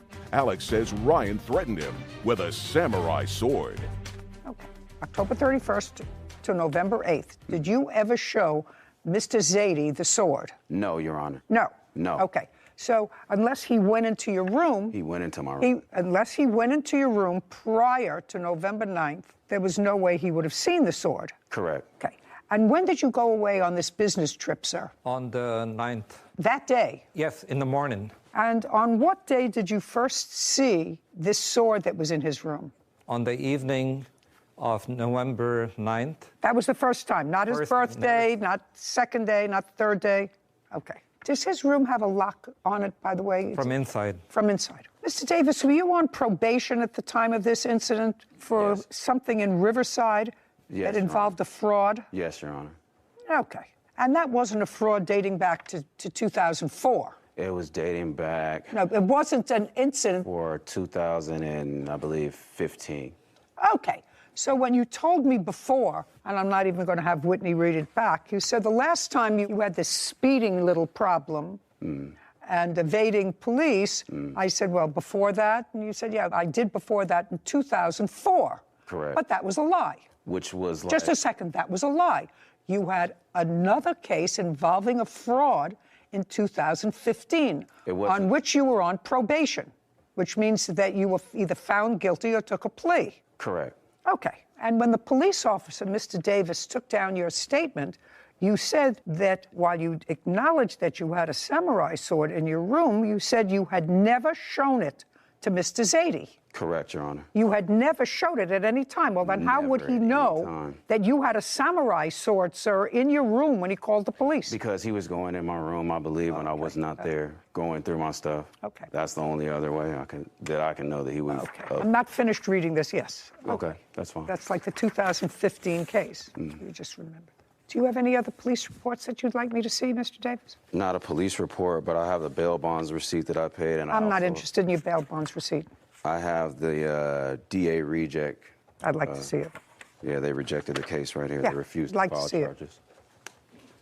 Your Honor, there's a conflicting story where he said he was left on the 9th because he was there 2 weeks with his guest prior to that. So how could he leave on the 9th if his guest was there 2 weeks prior to the 9th? I asked him when he left for his... Sir, you didn't understand the reason for my question. I wanted to know if he had been gone from October 31st, which was your birthday, to the 8th.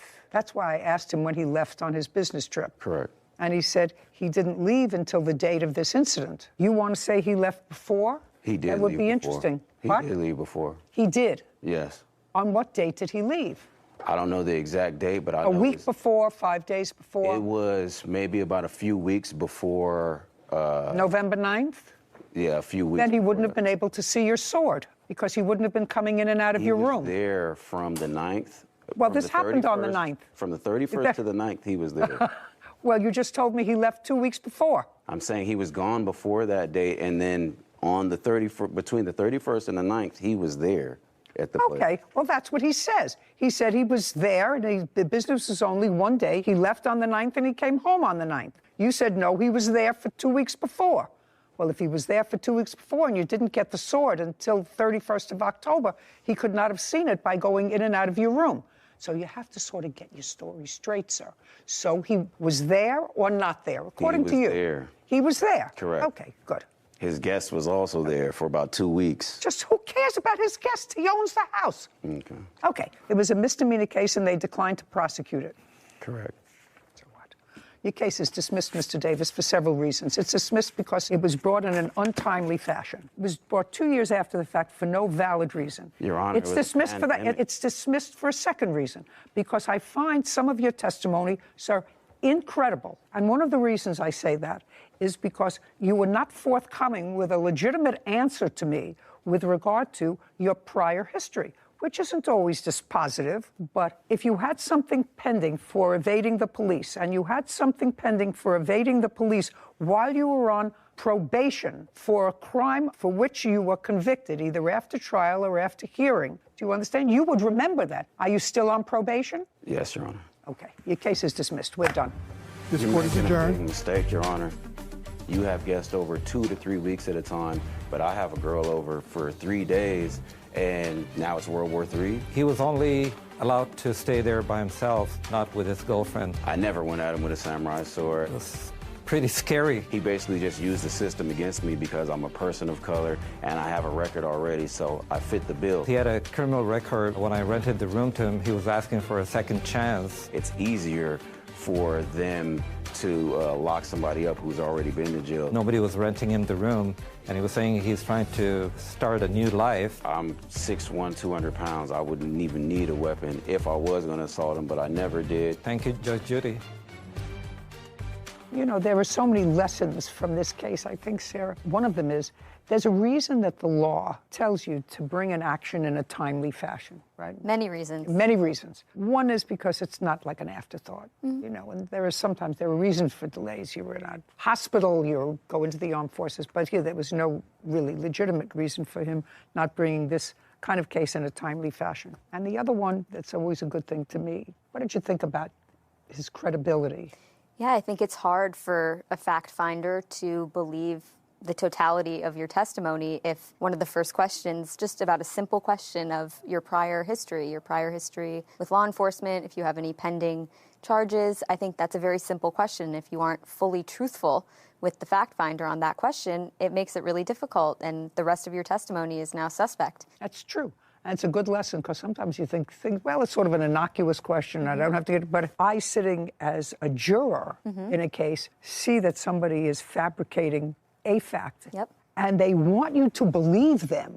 You know, they're saying it is, I want you to believe my last law enforcement issue was in 2004. Oh, yeah. A long time ago, no run-ins. Right, nothing else, and a speeding. Yeah. Ticket, and it sets then, the tone in a negative way, and it makes right. it difficult for the fact finder to find in your favor. I'm glad. Autumn Burke is suing her former friend, Freya Brown, for vandalizing her car and an assault. Court come to order. All rise. Have a seat, please. Hello, Judge. Case 2186, Burke versus Brown. Thank you. Ms. Burke, I understand that you and the defendant met when you were both in foster care. Yes. How old are you? 19. And how old were you, if I can ask you these questions? If you're uncomfortable, please let me know. How old were you when you went into foster care? 16, I believe. Were you originally placed in group homes? Yes, and through Orangewood Foundation, as well as transitional housing programs. When did you start transitional housing from group homes? I started that when I was 17. That was in 2021, where I was roommates with Freya, and we lived there. Okay, and could you describe the facility where you were living? We were living in Tustin, an apartment complex where they rent out the rooms and they have foster kids go in there and then they pay, well, they don't pay rent, but it's a transitional program to move up to the extended foster care transitional housing program for after you're 18. So it's better to be placed into this one, so it helps foundation towards the next one. Towards total independence? Yes. And how long did you stay in that facility? Until when? Like a few months after I turned 18, I got into the Costa Mesa transitional housing. Okay, from Costa Mesa, do you go into any other facility through the foster care system, or are you then supposed to get a job and get on your own 2 feet? So this program, the independent living program, it's really hard for foster kids to get into. You have to be set up with all the requirements, and so... What kind of requirements? Are there academic requirements? Yeah, academic requirements, working, going to school, meeting with the manager that comes in every week. Yes. Were you going to school? Yes. What school were you going to? Golden West College. Are you still going to school? Yes, I currently am taking a break from this semester, but I'm still going to continue it. Are you working? Yes. And you living on your own? I'm renting a room out in Irvine with 2 different roommates. And Miss Brown, what about you? How long have you been in the foster care system, and how old are you now? I've been in the foster care system since I was 13 years old. I am currently 19. Tell me where you're living. Right now, I live in a rented room in a house also in Irvine. Tell me what you're doing. Right now, I work in sales. I'm a sales associate. Is it a full-time job? It's part-time. I'm also in school. I go to Fullerton College, and I'm a biology major. Interesting. Are you good in science? I really liked science in high school, so yeah. Well, you seem like 2 absolutely delightful ladies. I don't know why you got into this kerfuffle, but each one of you claim that you were assaulted by the other. You claim that Ms. Brown caused vandalism to your car. Ms. Brown says that you had her falsely arrested after this altercation, which seems to be an unhappy event over a guy. Over a guy? I mean, they're necessary evils, but over a guy. 2 lovely girls who probably weathered a lot of storms in your life to keep together that most 15, 16-year-olds don't have to do. How could 2 nice girls get into a kerfuffle over a guy? I have no idea. Go. Okay, so on September 2nd, near 10 p.m., I was cooking us dinner, and Freya's sitting at the counter, and then while I'm cooking dinner, I get a call from my ex, and he's just... From your ex-boyfriend, not ex-husband. Oh, yes. From your ex-boyfriend? Yes. Okay. And his name is, what's his first name? I would prefer... Let's call him Cat. Cat, yeah. So you get a call from Cat. Do you know Cat? Personally, no, I do not know him. Have you ever met him? No, I have not. Okay. So now you get a call from Cat. And how long has he been your ex-boyfriend? Well, we just had a situationship, like it was just off and on, but he just called me and I just had him on the phone as speaker and... So you had him on speakerphone, you're cooking her dinner, she's sitting at the counter. Yeah, and he starts making flirtatious comments like saying if I had any cute friends near around, and I know it doesn't sound right, but... It doesn't sound good, Miss Burke. Yeah, but that's just like, I know him, and that's like a different story, but regardless, then So Freya... what was he... I want to know what he was saying. Well, you have to tell me, because she probably remembers what he was saying. I do. So if you don't remember, I'll ask her. What did he say? He asked in general if I had any cute friends near me or any around. Just saying if there was any cute friends near me. So that he... Okay, so your ex-boyfriend calls you and asks you if you have any cute friends around. Yes. And you didn't just hang up on him. Well, yes. I told him, I said that I can't, like, see him tonight and that he shouldn't be saying that. But the call ended because he had to go because he had to go back to work. So it ended quick. Wait just a second. He must have said something that annoyed her. That was it. He just asked what did he say? Okay. You don't remember. What did he say? He called her. They were talking for a minute, and then she was saying, you know, oh, I miss you, this and that. And he was like, can I come over? At which point she told him, oh, I'm with my 2 friends. And he was like, oh, what do they look like? Are they cute? How old are they? Which I thought was disrespectful to me and also disrespectful to her. I was trying to be a good friend. I informed her of it. And no, so he was acting like a guy. Yeah. You know, yes. Think before you talk. There's no filter here.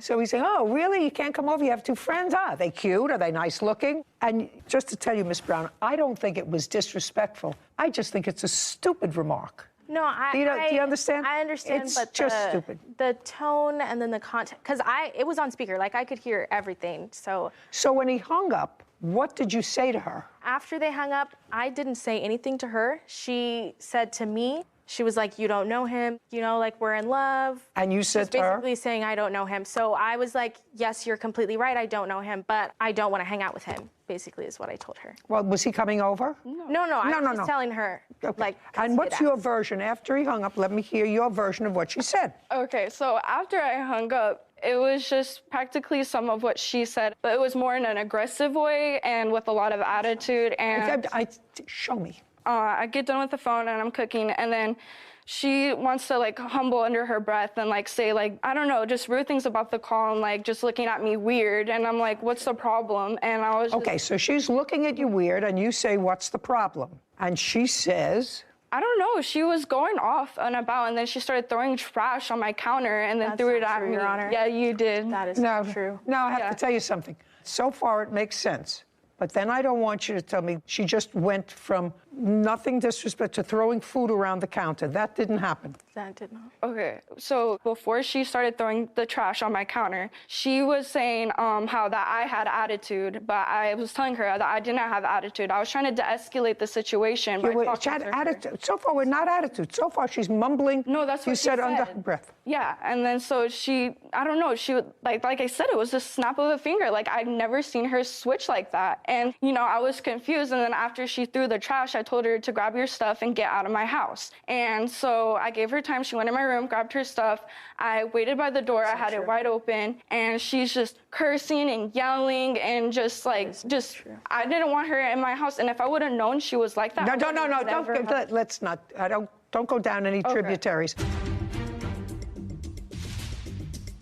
When you got out to the car, she had a brick in her hand. Was there any damage to the car? Yes, I have photos, proof to the left driver's side, and there's a video as well of the neighbor's Ring camera showing her vandalizing my car.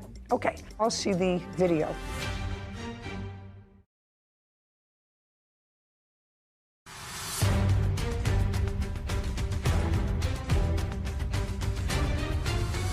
Autumn Burke claims her former friend, Freya Brown, owes for vandalism and an assault.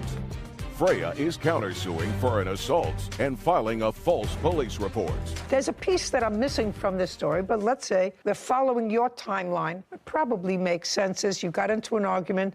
You said to her, you know, he's really not that way. He's really a nice guy, and I love him. And she said, well, somebody who really loves you doesn't say, I want to come over and hang out with your 2 good-looking friends. That could escalate into something that's angry. Your Honor. Well, the thing is, when she did mention those things, they weren't calm as you expressed. Yes. They weren't. They were very aggressive. They could have been aggressive, but that's... They were not. They could have been aggressive. I didn't see a reason why it should have been that way at all. Listen, I'm not saying I agree with you or not, But I'm saying that common sense dictates to me that if you're on the phone with somebody that you still like, and that you're an on-again, off-again, and you can't come over today because I have 2 friends here. Oh, really? You have 2 friends? Maybe I'll come over and hang out with your 2 friends. She found that disrespectful. I actually find it disrespectful to you and disrespectful to him. You really have nothing to do with it, Miss Brown. Somebody else was being a schlemiel. No, I mean, I wasn't saying like...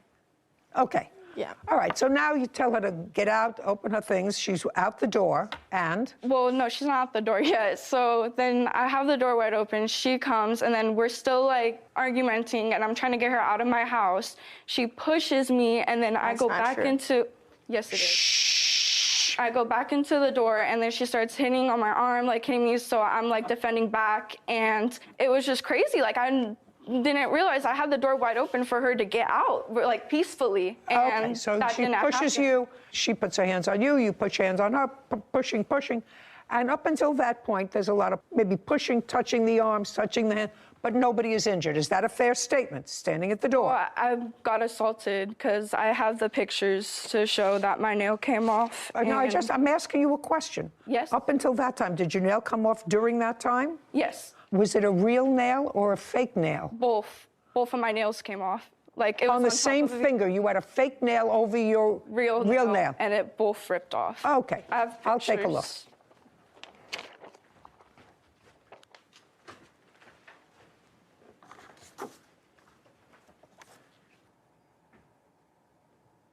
Okay, I see a black and blue mark here that's under here. Mm-hmm. Right? Yes. And this is on your hand. Yes. What was this? From blocking her hitting me. What was she hitting you with? Just her hands. Like, she was just like a cat fight. Like, she just went crazy. And so I was defending her out, trying to get her out of my house. Okay. Did you respond to her hitting you? Yes. Yes. Do you have any photographs? Yes, I do have I'd like to photos of- take a look.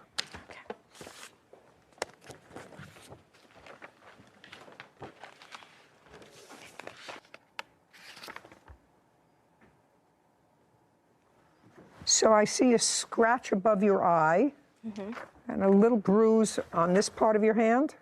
Is that what it is? Yes, on my wrist. And then there's a bruise on, is it this part of your elbow? My elbow, yes. Okay, so now you're arguing with each other. You both get banged up a little bit. Now she's outside. Yes. And what did you do? You finally got her out the front door. So after a few minutes, she called me and said, "Warning, I'm at your car." So when I heard that, I called the cops immediately, and I asked them to come down because I think she's gonna be vandalizing my car or God knows what. And then so when that happened, me and my witness, Jasmine, we walked down out of my house because I wanted to go see, like, if my car, like, what was going on. And so as I'm walking out, my car's parked over here. Freya's over here. And so when I'm walking out, then I meet her right here, and she has a brick in her hand. And yeah, she had a brick in her hand the whole time until the cops came, and then they arrested her, and they asked me if I wanted to file for assault and vandalization, and I said yes. Okay, and when you got out to the car, she had a brick in her hand. Was there any damage to the car? Yes, I have photos, proof to the left driver's side, and there's a video as well of the neighbor's Ring camera showing her vandalizing my car. Yeah, Oh, let me see the damage, and then I'll see the video. Thank you.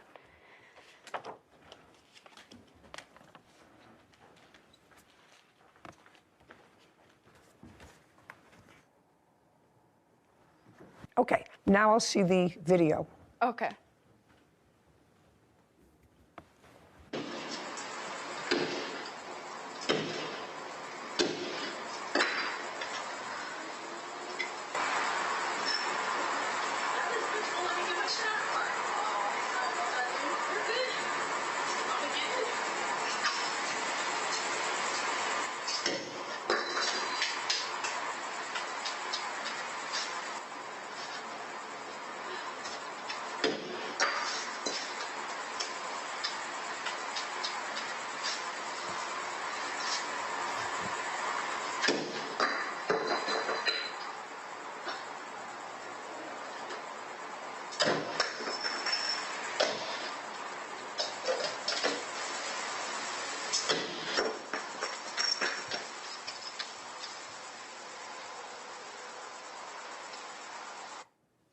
Okie dokie. That's where you were arrested, Miss Brown? Yes. Have you ever seen that video before? I have not. You have not? No. Okay.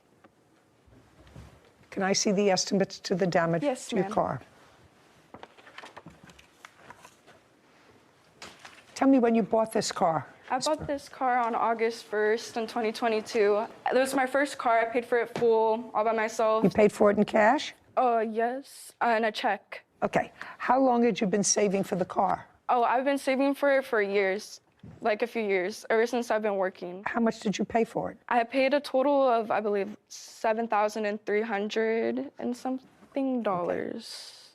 Okay.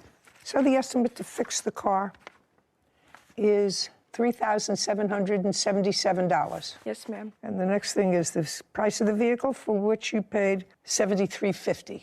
Yes. Now, Ms. Brown, one would say to you as a result of seeing that video, temper, temper, temper, you may have a temper, you can't do what you did. Would you acknowledge that you can't do what you did? Yes, I acknowledge. Great.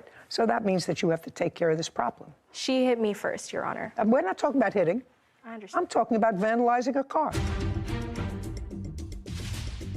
She says the weapon was a knife. It was. And the knife was being held by you. Yes, that's So you self-defense. took. No, it's not in self-defense anymore, madam. It's not self-defense. She's out. She's away from you.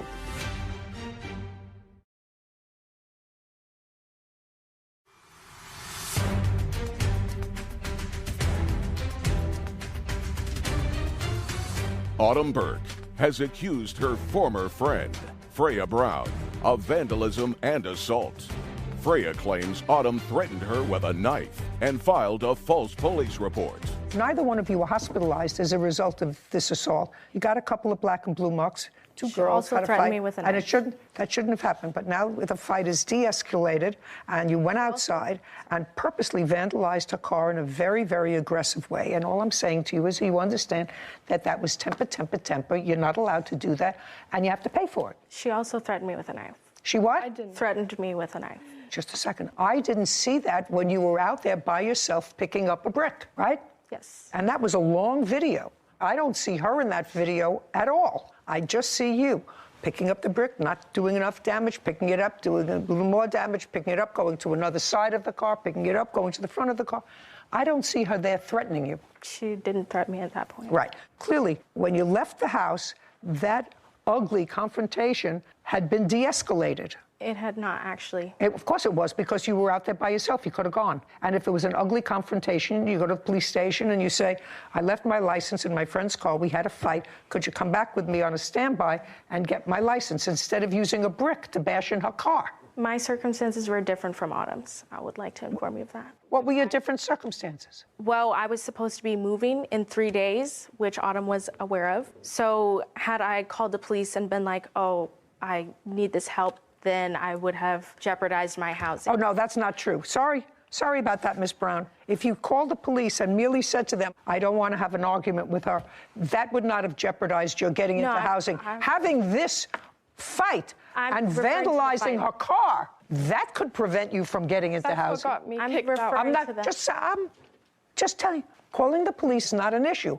Going outside and for a period of probably at least 60 seconds and moving from different parts of her car and hitting it with a brick and bending down and picking up the brick again, that would prevent you from getting into housing. I wasn't referring to the calling the police, I meant the fighting. Oh, I'm not talking about the fighting.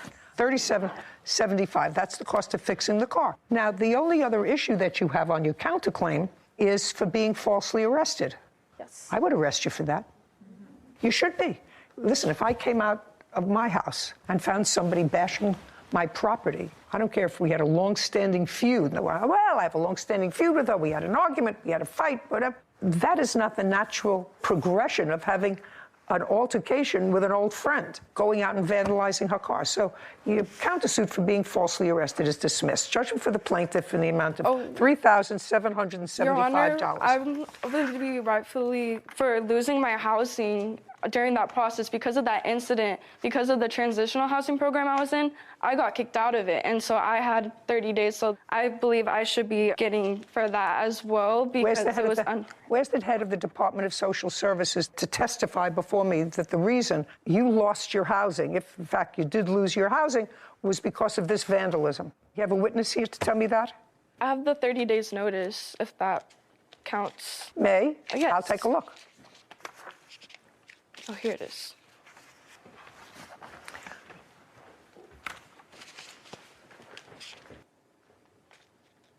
This says, letters to give you written 30-day notice to move out of the transitional housing program. You were involved in a verbal physical altercation which involved a weapon with another individual and resulted in the police being called on September 1st, 2022. When you entered the program, you were informed and signed paperwork and agreeing to our program rules and expectations. Who was it alleged that had the weapon? She had a knife.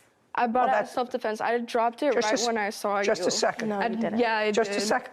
Well, just a second. She says the weapon was a knife. It was. And the knife was being held by you. Yes, that's So you self-defense. took... No, it's not in self-defense anymore, madam. It's not self-defense. She's out. She's away from you. Your choice is to call the police and wait. Your choice is not to pick up a knife, because so far, this altercation has been a lot of tussling between girls that shouldn't have happened, but so far, nothing involved a weapon. So you went outside with a knife, and according to the rules, you can't do that. And that was the reason that you lost your housing, because there's no other reason. It said it involved a weapon, and they listed the rules: drugs, alcohol, assault, danger, making threats. Well, you have a knife, that's threats, whatever. 3775, fix your car. You're not allowed to do that to her car. That's a hissy fit. Figure out how to do it. Your counterclaim's dismissed. You should have been arrested for vandalism. Goodbye. This court is adjourned. Well, I was in shock. I was like, wow, like, over no reason, over my ex calling me, like, come on, like, we're adults now. I'm gonna move on with my life and just go up from here and not down here, where other people like to take me down to their level. I'm super thankful to have her handle my case today. She is a queen. You know what I was really impressed with both of those girls, Sarah? You know, I know the foster care system, usually wherever it is, can be a brutal system to negotiate. And these two young women, at least on the surface, appear to have negotiated it in an orderly, reasonable way. I mean, she's living on her own. She evidently worked for a very long time because she saved up and bought her own car. That's a lot of response. That's a big deal. And to even be able to figure out the system, which even as lawyers, sometimes we have a difficult time navigating things in the foster care system, to figure out this transitional program that better sets you up for the next step, that sets you up better for the next step. I respected that she took the time to figure out their best possible options for navigating the system that they were placed in. Both working. Yes. Both going to school to try to get themselves into a better circumstance. The defendant certainly is a biology major, which is fascinating Not to our me. thing. Not our thing. Great for her. But clearly, bright young women who made it to a place at age 19 that's really terrific. And supportive of each other, because one had a license, one didn't, so they were supporting each other. All very lovely. And get into a kerfuffle over nothing. It shows just how fast all that work and all that preparation for the next step and for the housing can just crumble. Can just unravel. Really sad. That's sad. But they seem like two nice young women, and I think that they have both of them have a shot. Yeah, to make it back. Adam Snyder and Julie Alice are suing their former employee, Trevor McCormick, for breaking his lease, the cost of a phone, as well as a personal loan. Court come to order. All rise. Have a seat, everyone. Case number 2031, Snyder Alice versus McCormick. Thank you. You're welcome. Mr. Snyder, you own a farm. I do. And this is your girlfriend? Yes. How long has she been your girlfriend? 5 years tomorrow. You say that as a 5 years tomorrow. And? And I'm just saying, it's 5 years. 5 years tomorrow. Yeah. And the rest of our lives. Okay, good. He know that? No, he's learning. He's learning. Terrific. Okay, this is what I'm gathering from the bare bones of the story. Mr. McCormick was dating an employee of yours. Correct. What was that employee's name? Natasha. When were you dating the lovely Natasha? We weren't really dating. We were an acquaintance. Where was Natasha living? She was living, when we first met, she was living at a friend's house, and she was working for Adam as an employee at a restaurant. And when was that? Month and year? I'd say around September of last year. September 2021? Yes. And? And we decided to move out because Adam had Well, so you were living with Natasha at the friend's house? Yes. Where had you been living before? My mom's. So you went from mom's house to Natasha and a Yes. friend's house? Yes. Okay. And then where did you go? Then we moved into the trailer right next to Adam that he owned. Who had a discussion with Mr. Snyder about potentially renting the trailer so you would have a Natasha. place to live? And what kind of rent were you paying? I believe it was $800. And you moved into the trailer when? Around November. Of 2021. Yes. And you lived in the trailer till when? About March. March of 2022. Yes. In March, what happened? Me and Natasha weren't getting along. I just had enough. There was never a boyfriend-girlfriend relationship. No. She was just a friend. Did you know that? That is not true. So what did you do? I asked Adam if I could move into the ranch house. There was nobody living there at the time. Where were you living? I live at my home with Julie. Okay, and there's a ranch house on the farm. I have a ranch house on a separate piece of property. Close by to the farm? Yes, 3 miles. That was vacant. Correct. Okay, so you asked to rent it? Yes. Who was going to rent it? I was. Just you? Yes, just me. How much was the rent? It was $800. And this was in March? Yes. Prior to March of 2022, what kind of work were you doing? I was working at a factory. How long did you work there? About a month. What month? March. Prior to March, where were you working? On Adam's farm. From when to when? I'd say about December until March. Well, in December to March, you were living in the trailer. Yes. Okay. And you were living with the lovely Natasha. Correct. And Natasha, I assume, was contributing to the rent. Yes. And how much were you contributing to the rent? Is not an answer. How much were you contributing to the rent from December to March of Couple hundred. 2021? Couple What? hundred a month. That's not an answer. A couple of hundred a month. How much do you pay for rent? $316 a month and 24 cents. How much does it cost to have your garbage picked up? $59.12. Do you understand? Certain things Yes. change. What was your electric bill last year? I don't remember. What was your bill last month? I don't remember. $300, ma'am. You see? But I mean, a couple is two. Yes. Who did you pay that to? Natasha. Well, I can't tell whether you paid that to Natasha or not. Did you ever discuss rent with Mr. Snyder? No. Even in the trailer? Even in the trailer. So that was all done through Natasha? Correct. Okay. But according to you, you worked someplace in March, but before that you worked on the farm. Yes. From when to when? December to March? Yes. Beginning, middle, or the end of December? The middle, the 16th. Is that about right? If you want to call Just helping... helping whatever. Yes. December 16th. Okay. And from December 16th, you did whatever work it was on the farm until March? Yes. March what? Till I moved out. No, March what? Beginning, middle, and... 28th. And what was the rent in the ranch house? The ranch house must have been nicer than the trailer you were living in. $800. You moved in April? Yes. How much money did you give him? $900. Some was to go towards security? I was in between jobs, and that's what I had. So we made an agreement that I'd pay $900 the week of, and then so on and so on. I don't have What's the so on and so on? I don't have the copy of the lease. He never gave me it. Did you sign a lease? Yes. I'd like to see it. I have it right here. In the back of the contract, you'll see where we wrote down he would pay $900 Just a second. on the 8th. Okay, so the security deposit was supposed to be $1,200. You paid $8. Paid $9. The security deposit was $12, and you paid $9 of security deposit? I paid $9 total, ma'am. Well, how many months did you live there? Not even one. When did you move out? April 24th, I moved out. Is that correct? That's close, yes. Okay. I don't know exactly when he moved out because he didn't tell me he was moving out. He just locked the door. Okay. And wouldn't But it was in return April. messages. Okay. And you had $900. He paid $900. And the rent on the property was supposed to be? $800 per month. $800 monthly. Yes. So right now, you've been paid for the month that he lived there. Correct. Prior to his moving in there, who was living there? Nobody. So it wasn't rented? Nope. In what year was it last rented? 2021. When? Oh, no, it was in February. We did an eviction on it. So somebody lived there and didn't pay rent? Correct. Is that the first person who came and didn't pay rent? Definitely not. Definitely not. Yeah, it's And lousy Trevor to was be a there, landlord. and he helped us do the Yeah. eviction on that, so he knew how it worked. Hmm? Trevor was there. He helped us do the eviction because we had to have court officers there To get him out because they weren't paying rent. So he knows how it works. Well, he may know how it works, but he did, in fact, give you $900, He did. and he lived there for less than a month. That's right. So that's sort of square. I know you'd like him to be responsible for his lease, but you have your house back. Now, tell me about this phone that you say he owes you for. By the way, where's your phone? I have my phone that I paid for. Their phone that I put a down payment for is at my house. Why? I didn't know I had to bring it. Well, it was just purchased within the last year. Yeah. Why do you have two phones? You have no Because, job. Why do you have two phones? I have a job.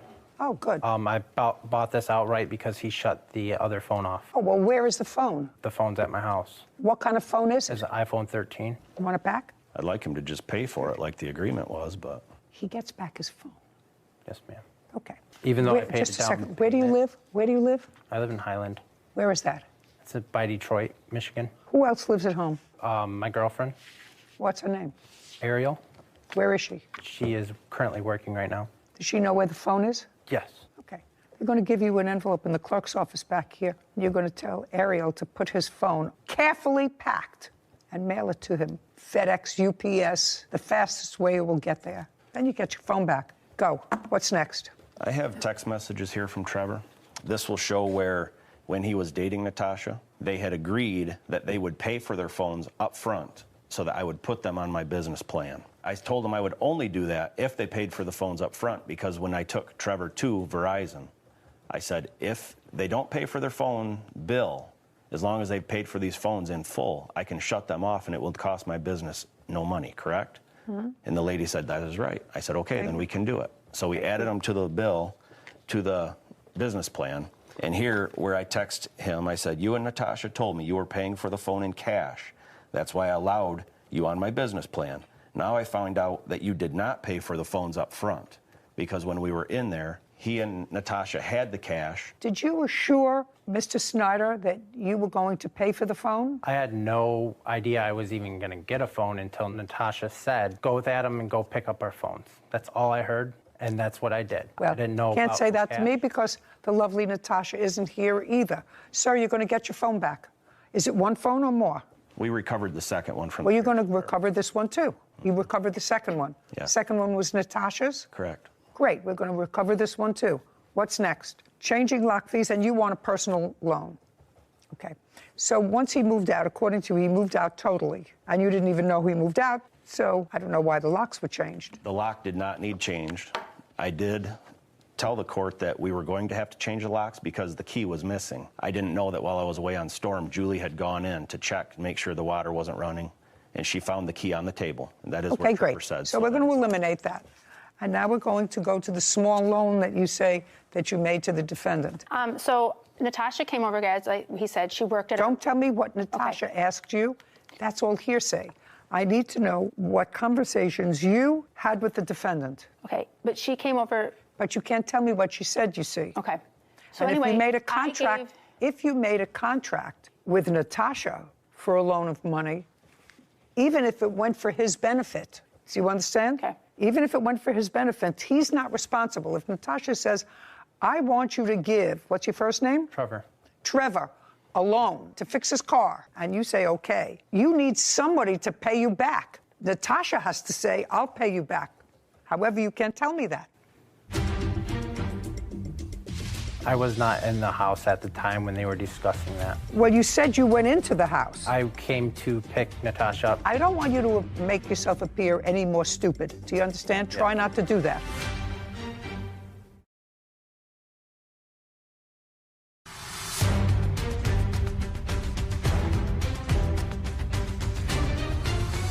Adam Snyder and Julie Alice claim their former employee, Trevor McCormick, owes for the cost of a phone and a personal loan. Trevor is countersuing for unpaid wages. Now, did you ever have a conversation with Trevor about money? I do. I have a text message telling him. No, tell me, not a text message. The conversation was not verbal. It was by text message? Correct. Okay, so I'd like to see text message from him. Yep. This has from Trevor. This is his number. Okay. May I see it, please?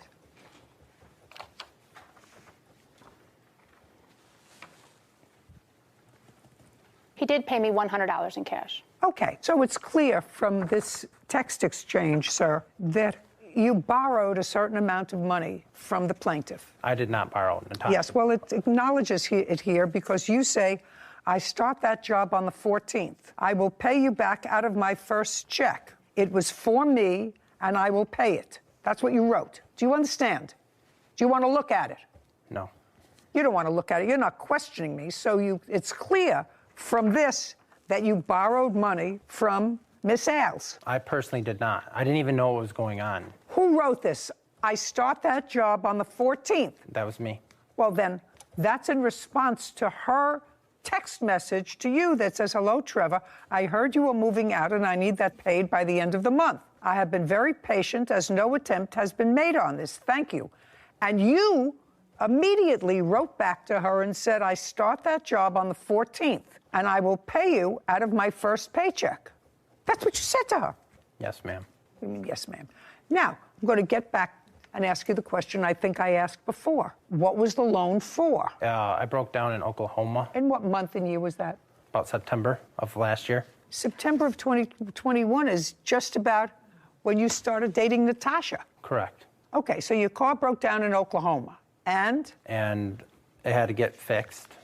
And? So I rode the Greyhound bus back up to Michigan and waited until my car got fixed, which took months. I'm asking you, what was the loan for? To go back down and get my car. So it was $670 that you borrowed from her, and I want to know how it was that you got the money.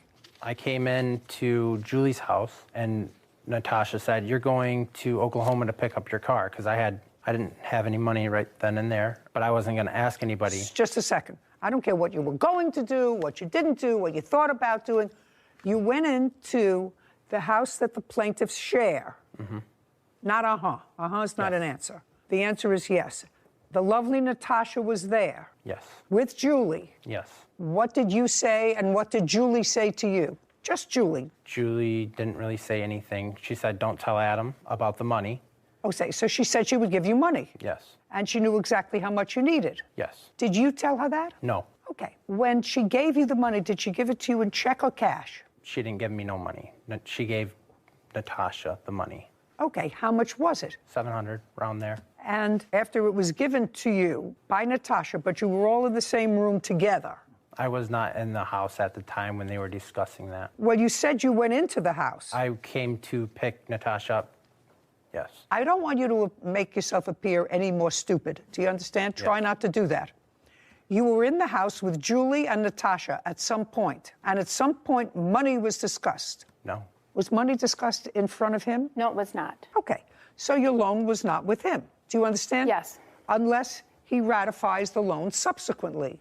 Is that correct? Correct. This is from my person who just studied for the bar, and I have to go back in my mind 50 years. If my memory is correct, if you don't make a loan directly with someone, they cannot be obligated to repay that money. However, if they subsequently get use of that money and subsequently agree to repay you, they have ratified that contract. Correct. You just have to decide if that's a ratification. Yeah. What would be your take on that? Take a look at it very carefully. What would be your take? It was for me, I will pay it. Seems pretty close to textbook ratification. Yeah, I would say so. I start a job on the 14th. I will pay you back out of my first paycheck. I just wanted to keep the peace because she was down my throat. This woman was down your throat? Yes. She may have been annoyed, very annoyed, but she wasn't down your throat. She was the one who volunteered to give you money in your time of need. How could she be down your throat? Okay.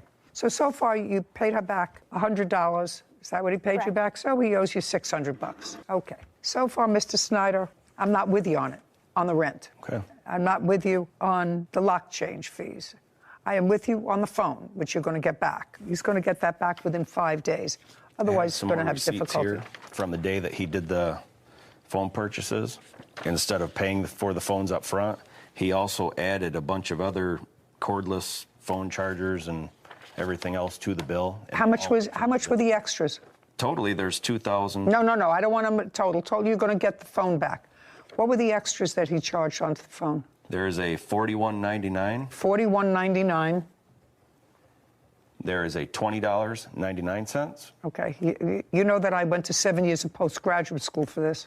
Keep going. $29.99. 7 years. They were very hard years. I also took the bar exam. Keep going. $29.99. $17.99. Oh, it's getting worse. Not better for you, Mr. Snyder. And $11.99. Worse. A lot worse. $122.95. Okay. You have a counterclaim. Yes, ma'am. For what? Working on the farm. Okay. Tell me about that. From when to when did you work on the farm? November to the end of March. And what were you doing between November and March? I was feeding cattle when Adam was on storm, watering them. To March taking what? The end of March? Yes, right. I thought you worked at a factory. I did both. Well, you can't do both. You work at a factory. I asked you if you had a job. You said, I work at a factory. I did do both. Well, now I need the name of the factory and find out what your shift was. I was, And you worked during the day. yes. From when to when? From Time. 6 to 6. Well, I had... Just a second. Mr. McCormick, if you work from 6 a.m. to 6 p.m., it is not possible to work a full-time job for the plaintiff as well. I had a schedule of three on, 2 off. Okay. We're making it up as we're going along. Did you have a financial arrangement with him for putting out these bales of hay? We never did. Although he did get paid for everything he did until the last day that he worked for me, where we were tearing apart a building. That's incorrect. Oh, just don't speak.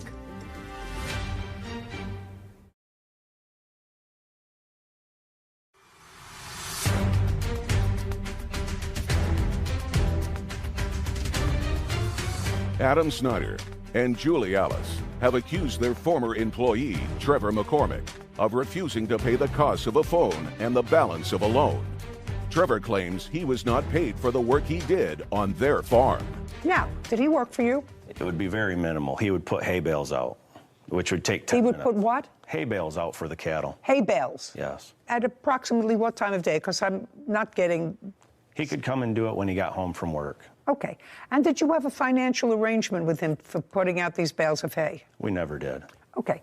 Is there any reason why you never did? Because he didn't do it very often, and he said he was just happy to help, although he did get paid for everything he did until the last day that he worked for me, where we were tearing apart a building. So he got paid when he worked for you? He did. That's Oh, incorrect. just don't speak. From when to when? When he helped me, it was very minimal. It would be... No, I'm not talking about the hay. You said he did, in fact, work for me. He did.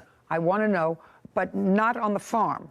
He worked someplace else. He helped on another piece of farmland that I have. Okay. Where a barn had fallen down. We were tearing the steel off, and he worked 3 hours that morning. 3 hours what morning? The last day that he was there, it would have been... So that's in March? Early, I would say the second week of March. Okay. When was the first time he worked there? I would say probably in January. And he was working at this other plant from 6 to 6 in March, Correct. According to him. So he did some work for you in the first month, which was January. Yeah, if he helped me, it might be 1 day a week. Fine, I just want to know if he got paid for it. That's what he's... Yes, he he did. can't do May something. How much did you pay him? It would depend on how much he worked. One day I gave him $300 for helping me for a day and a half on another demolition job I did. And you paid him in cash? Correct. Okay. That was for the demolition job.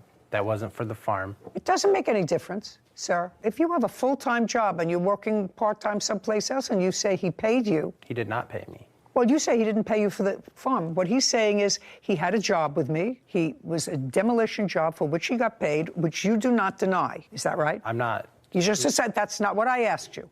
He paid you for the job that you did part-time for him Yes, in he paid me for demolition. that job, yes. So that's a yes. Yes. And what you're suing him for is allegedly money that he owes you for working on the farm during a period that does include March when you were working full-time someplace else. Correct. And working for him. Yes. And doing this work at the site in March, the first 2 weeks in March, because you got some money for that. Correct. So now you have, according to you, 3 jobs. 1, 2, 3. Yes. First of all, you had no fixed financial arrangement with him at the farm. Correct. He said he'd pay me what he can. That is not a contract. Okay, but let's move forward with that. Tell me what your chores were at the farm. I would go feed them hay.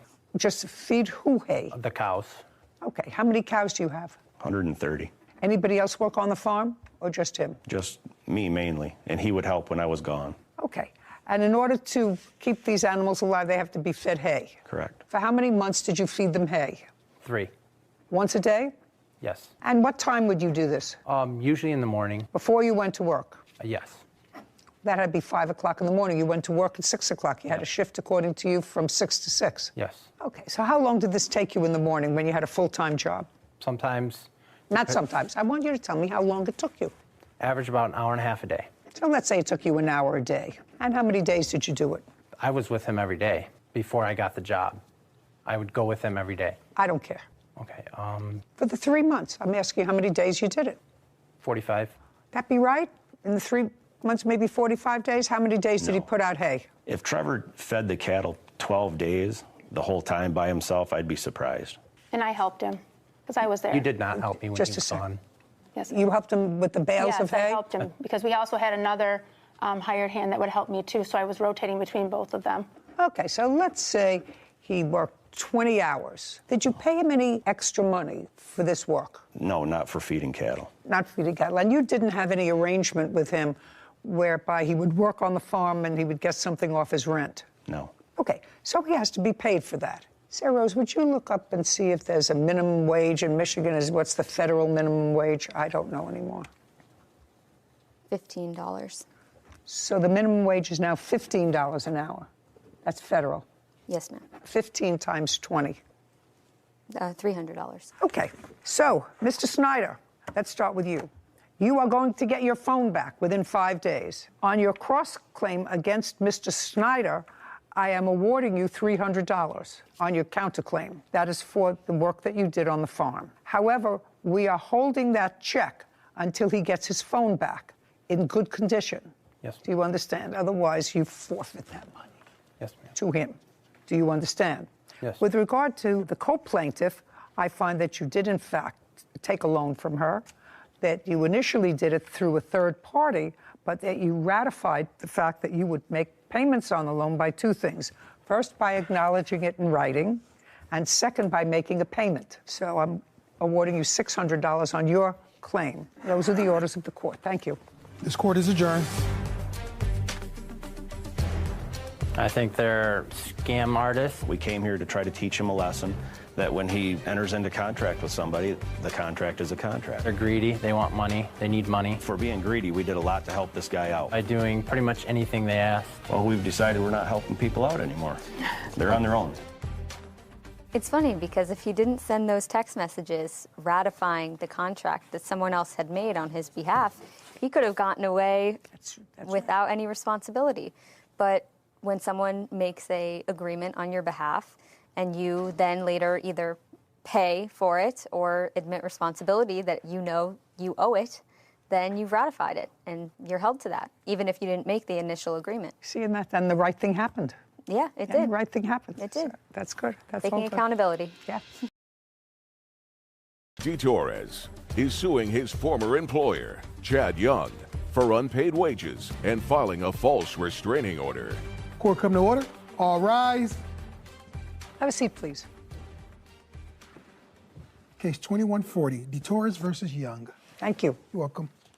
Mr. DeTorres, according to your complaint, you did some work for the defendant as a plumber. Didn't work out, and he terminated you, and he owes you some wages. Yes, ma'am. The defendant says that while your work in the beginning was okay, you were never an employee of his. You're an independent contractor. That's the way he sets it up, and he's going to explain that to me. That he paid you your wages even though the last job that you did cost him an awful lot to repair.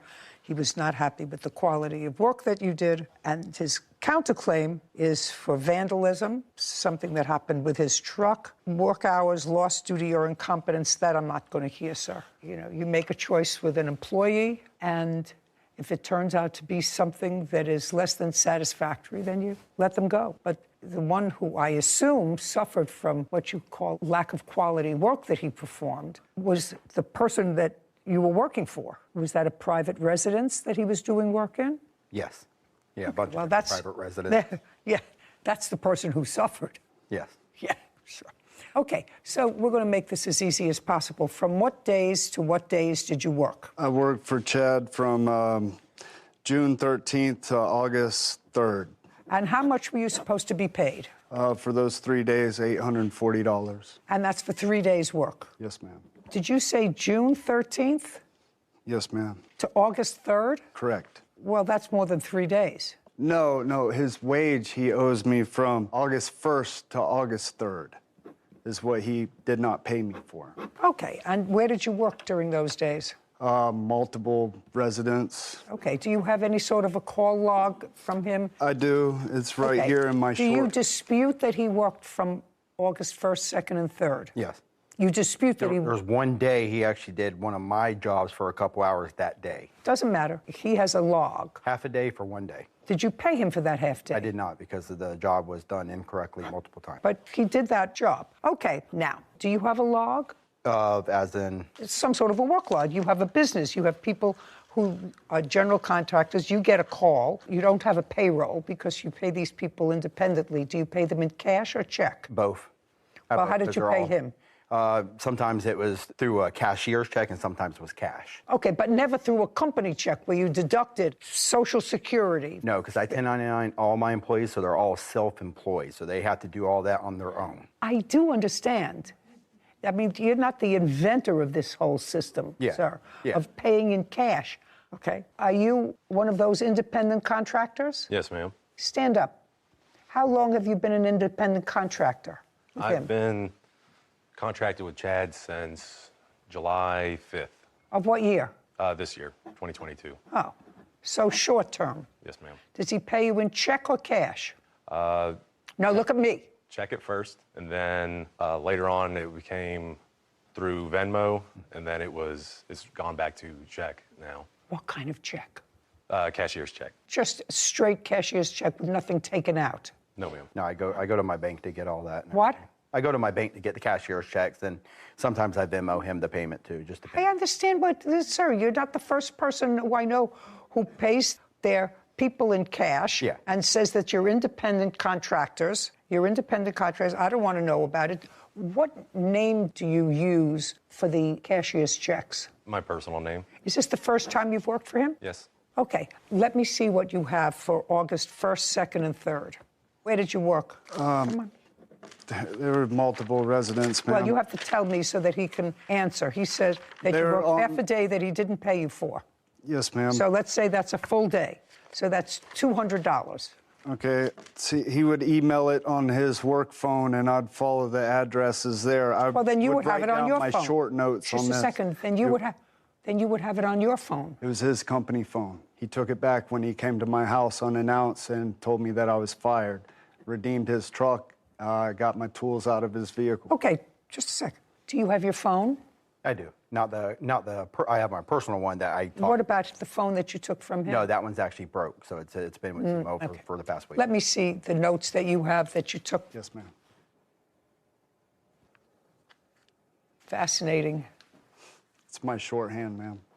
How do I know what dates these are for? It was all on his phone, ma'am. Well, that's not him to have to prove, sir. I wasn't able to prove anything when he took his phone back. I just had that's the notes when I was employed for him as I wrote down. It's not helpful to me. Yes, ma'am. So far, the only thing that he's acknowledged is that he owes you a day's wages. Yes, ma'am. Just $210. The other part of your complaint is a false restraining order against you. Yes, ma'am. Did you file a restraining order against him? Do you have a copy of what you wrote in your restraining order? I do. I'd like to see it.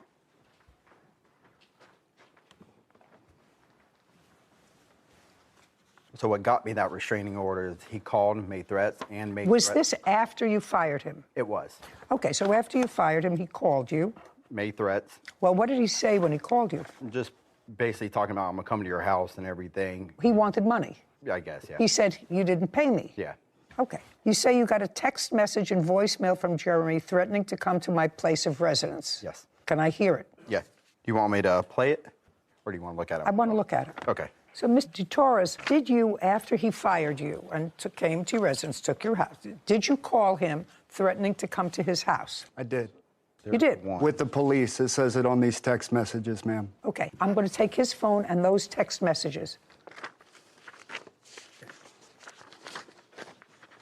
There's more text. That's just the one where he said he'd send me my money. That's the voicemail if you want me to play it for you. Sometimes the transcription doesn't work. Yeah. You want me to play it? Just.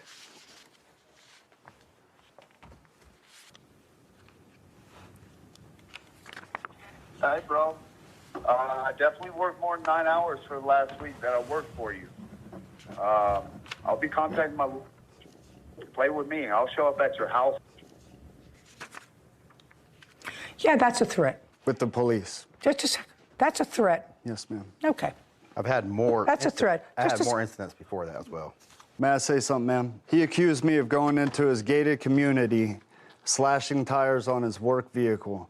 I stated that I was going to come to his house after, if you read my text, I said to him, hey, bro, I think I misunderstood your text message.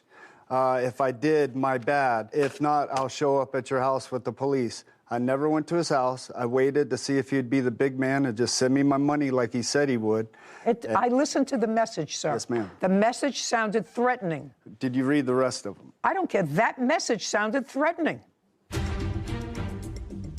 Where does it say here that his tires were slashed?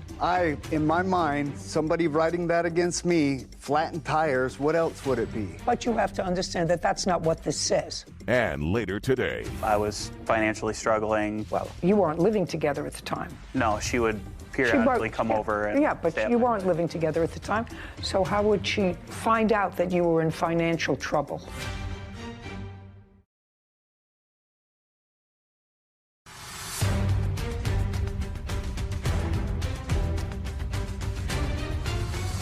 Jeremy DeTorres claims his former employer, Chad Young, owes for unpaid wages and filing a false restraining order. Okay, that message alone, if he felt threatened because you were going to come to his house, and you not only said you were going to come to his house, but you used an expletive before you did that, which sounded threatening. This may be more benign, but that phone message was sufficient for him to file for a protective order against you. Okay, why didn't he show up at the protective custody order? I don't answer your questions. No, you don't necessarily. Absolutely.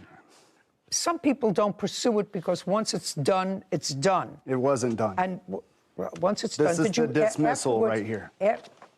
Dismissal for the No, I didn't show up. I understand he didn't show up, sir. Yes, ma'am.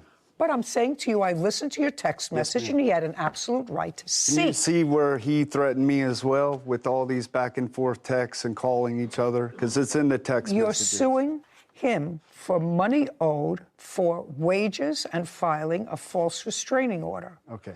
You've proven that you worked an additional day for which he didn't pay you, which is $210. He has a counterclaim. Yeah. He says that you vandalized the tires on his car. The rest of it, I'm not dealing with, sir. You picked this employee. You don't then sue the employee if you don't like the job that they do. You fire them and you get somebody else to do the job. But you can't sue him because did the person who you did the job for sue you? No, because I've got a really good reputation with my customers. Because you fixed it. Mm-hmm. Because it wasn't done right. Yeah. Okay. Even up to that last day I said he worked for me, that job I had to go back to 2 weeks ago. That they couldn't close on the house. The next time you won't hire him. Yeah. Maybe other people won't either. But I want you to tell me about the tires. I want you to tell me what proof do you have that he had anything to do with your tires? When were the tires slashed, flattened? So the police report was done Friday when he made the threats. Friday. What's the date? I got the date right here. I think it was August 5th. Yeah, so August 5th is when he did it. August 5th is when the police report was made for the threats. For the threat, for the voicemail? Yes. Okay. Okay, so it was the end of the day Friday, so court's closed for the weekend. August 5th. Yep. And then Monday, the 8th, I went outside to go to work. My tires were slashed in the end. At that point, I realized it was just over and done, and I need to go down and get a restraining order so people can't come onto my property. Because you believed it was the plaintiff who was responsible. You believed you didn't have proof at the time. Yes. You didn't have proof. Again, and even in my injunction, I knew all I needed was this police report to get the injunction, so I just put in my police report. You're not talking about an injunction. You're talking about a restraining order. Yeah, the restraining order. Yeah. Okay. I went to file the restraining. So in my restraining order, I put just my tires were flat. I did not put my tires were slashed at any point because I knew the police report was enough to get the restraining order. Okay, your so I tires didn't go were in flat. detail about my tires. Okay, so in the police report, you have that your tires were flattened. No, that wasn't on the police report because that didn't happen yet. The tire incident did not happen. Okay. That happened Friday. Monday morning, I went out in my vehicle to go to work. That's when I found them flat and slashed. Did you file another police report? That's when I went and filed the restraining order that day. And Okay, and in the application for restraining order, you said? That my tires were flat, and that was it. Yes, okay. I didn't mention that they were slashed. Correct. So I don't know how he would Got know it. my tires were slashed if I didn't mention it on my restraining order. I don't know. That's an interesting question. Mr. DeTorres. Mr. DeTorres, stop your paper fluttering. Okay. What made you think that the defendant's tires were slashed rather than just the air let out of them? Because I read this police report and it has a mark right here saying, or the file that he did. Show me. And make a circle. Right here, damaged property is what I read. He checked that I damaged his property because this is written against me. Mr. DeTorres, do you understand my question, sir? Yes, ma'am. I'm sorry. I'm nervous in the Just a second. This has nothing to do with nerves, Mr. DeTorres. Well, I had no sleep last night. That has nothing to do with sleep. As far as not being... Just a second.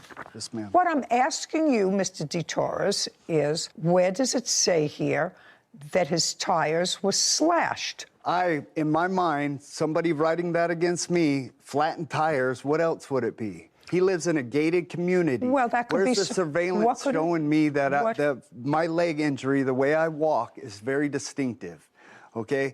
If he's got proof that I slashed or flattened his tires, I said slashed. It's the same thing as flattened in my mind. That's the way I think. The way I read that, that's just how it came out of my mouth. But you have to understand that that's not what this says. Okay? It says that I damaged his He property. said damaged his property, and you said slashed tires. Okay. Okay? Yes, ma'am. How much were the tires? $450. Let me see the receipt. I do not have a receipt because I pay cash for my tires. Well, that's too bad. You better stop paying cash, sir. You can pay cash for tires. Yeah. But when you buy tires with cash and you want to sue for them, you get a receipt. Yeah. From the people. And if you know you're coming to court, we're not talking about things that happened 2 years ago. Yeah. You were coming to court today. I went back to the tire shop and he's like, we just, we always do cash for all your vehicles. And well, what's the cash for all your vehicles? That means you get a receipt. All right, your counterclaim's dismissed because you have no proof of anything.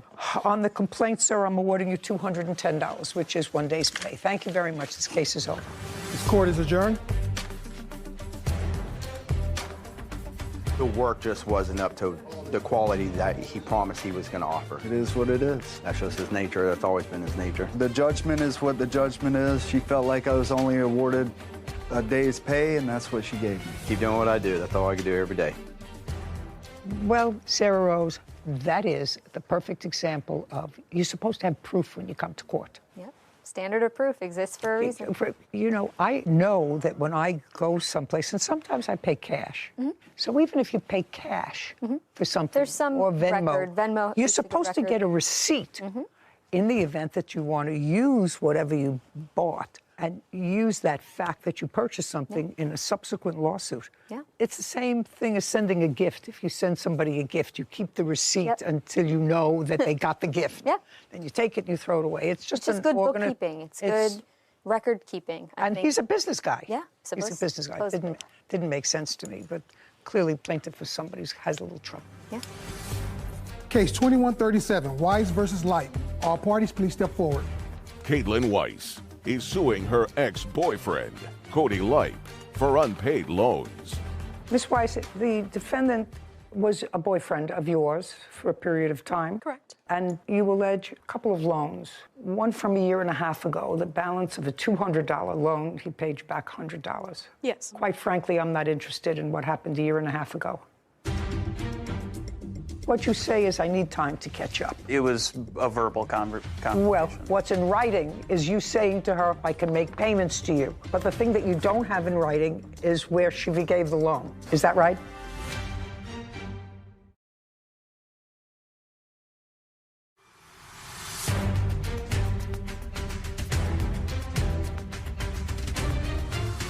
Caitlin Weiss claims her ex-boyfriend, Cody Lipe, is refusing to pay back loans she gave him during their relationship. Okay, in March of this year, you allege that you gave him money. He was still your boyfriend in March of this year, is that right? Yes. Is that correct? That is correct. And in March of this year, he had gotten a car. What kind of car did you get?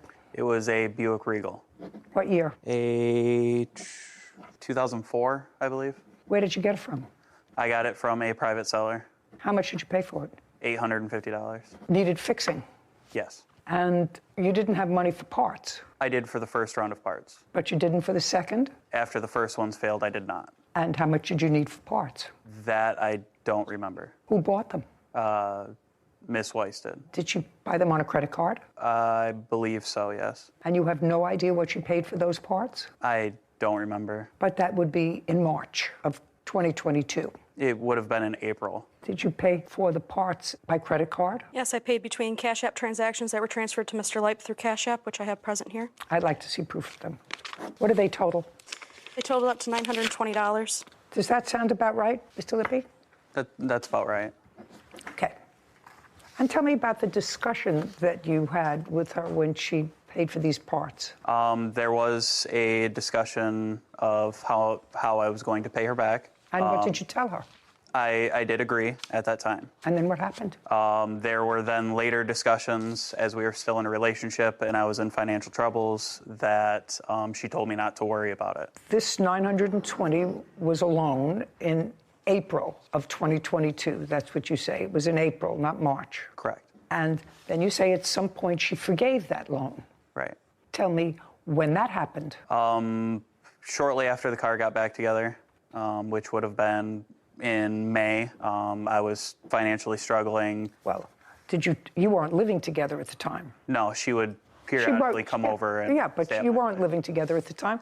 So how would she find out that you were in financial trouble? I mean, we were at that state in our relationship where she knew basically my financials all the time. When did the two of you break up? I believe that was in June. So shortly after you say she forgave the loan. That is correct. Did you ever forgive this $920 loan? No, I did not. Brennan Black was there the day that I had confronted Cody at a car meet and had offered him a short little payment of $790 where Cody said he would do it in payments.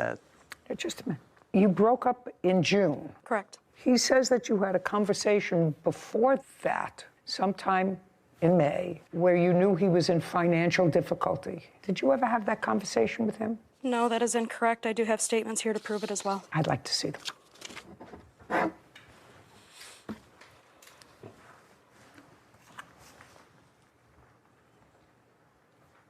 So then you said he owed you $970. He had been giving you some money? Yes, he had been giving me. It says, so that puts you at $670, okay? That's what you wrote. Correct. He had been giving me money periodically throughout the beginning of the car parts. Okay, but it says, so that puts you at $670, okay? Yes, there's more transactions on the Cash Apps as well. Oh, after that? Yes, correct. Sorry. No, sir. What you say is I need time to catch up. There's no forgiving here unless you have some... It was a verbal conversation. Well, what's in writing... Right. What's in writing is you saying to her, I need some time to catch up. I can make payments to you. All of that is in writing. But the thing that you don't have in writing is where she gave the loan. Is that right? Yeah. $920. Judgment for the plaintiff. We're done here. Thank you. This court is adjourned.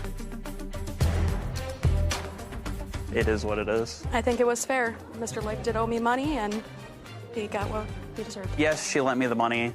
But at the same time, she was helping me out in a relationship, and she knew I was struggling. He said he was going to pay me back and never followed through even after that. There were discussions about her telling me not to worry about it. Not to trust so much. I'm never going to do it again. Oh, that's going to be a contract. She was very prepared. Oh, she was to the point, knew exactly what she needed. And she had all of her evidence. Yep. All just the way we like it. All lined up. It's unfortunate when a loan becomes a gift and a gift then becomes a loan when the romance is over. These writings are always so helpful, and these text messages really are making my life much easier. And one thing that I mention a lot is with Cash App or Venmo, always state if you're paying someone money, don't just send the money, put in the subject line. They have a subject line on those for a reason, for this car part, for this tow, for this XYZ the other. So I always, when using Venmo or Cash App or something like that, in an online transfer system, I'll send the money, and then in the transaction, you can put whatever you want in the memo line of Venmo. So housekeeping for me, I'll pay through that. Or other things, I list housekeeping for, and I put the date and the hours. So I at least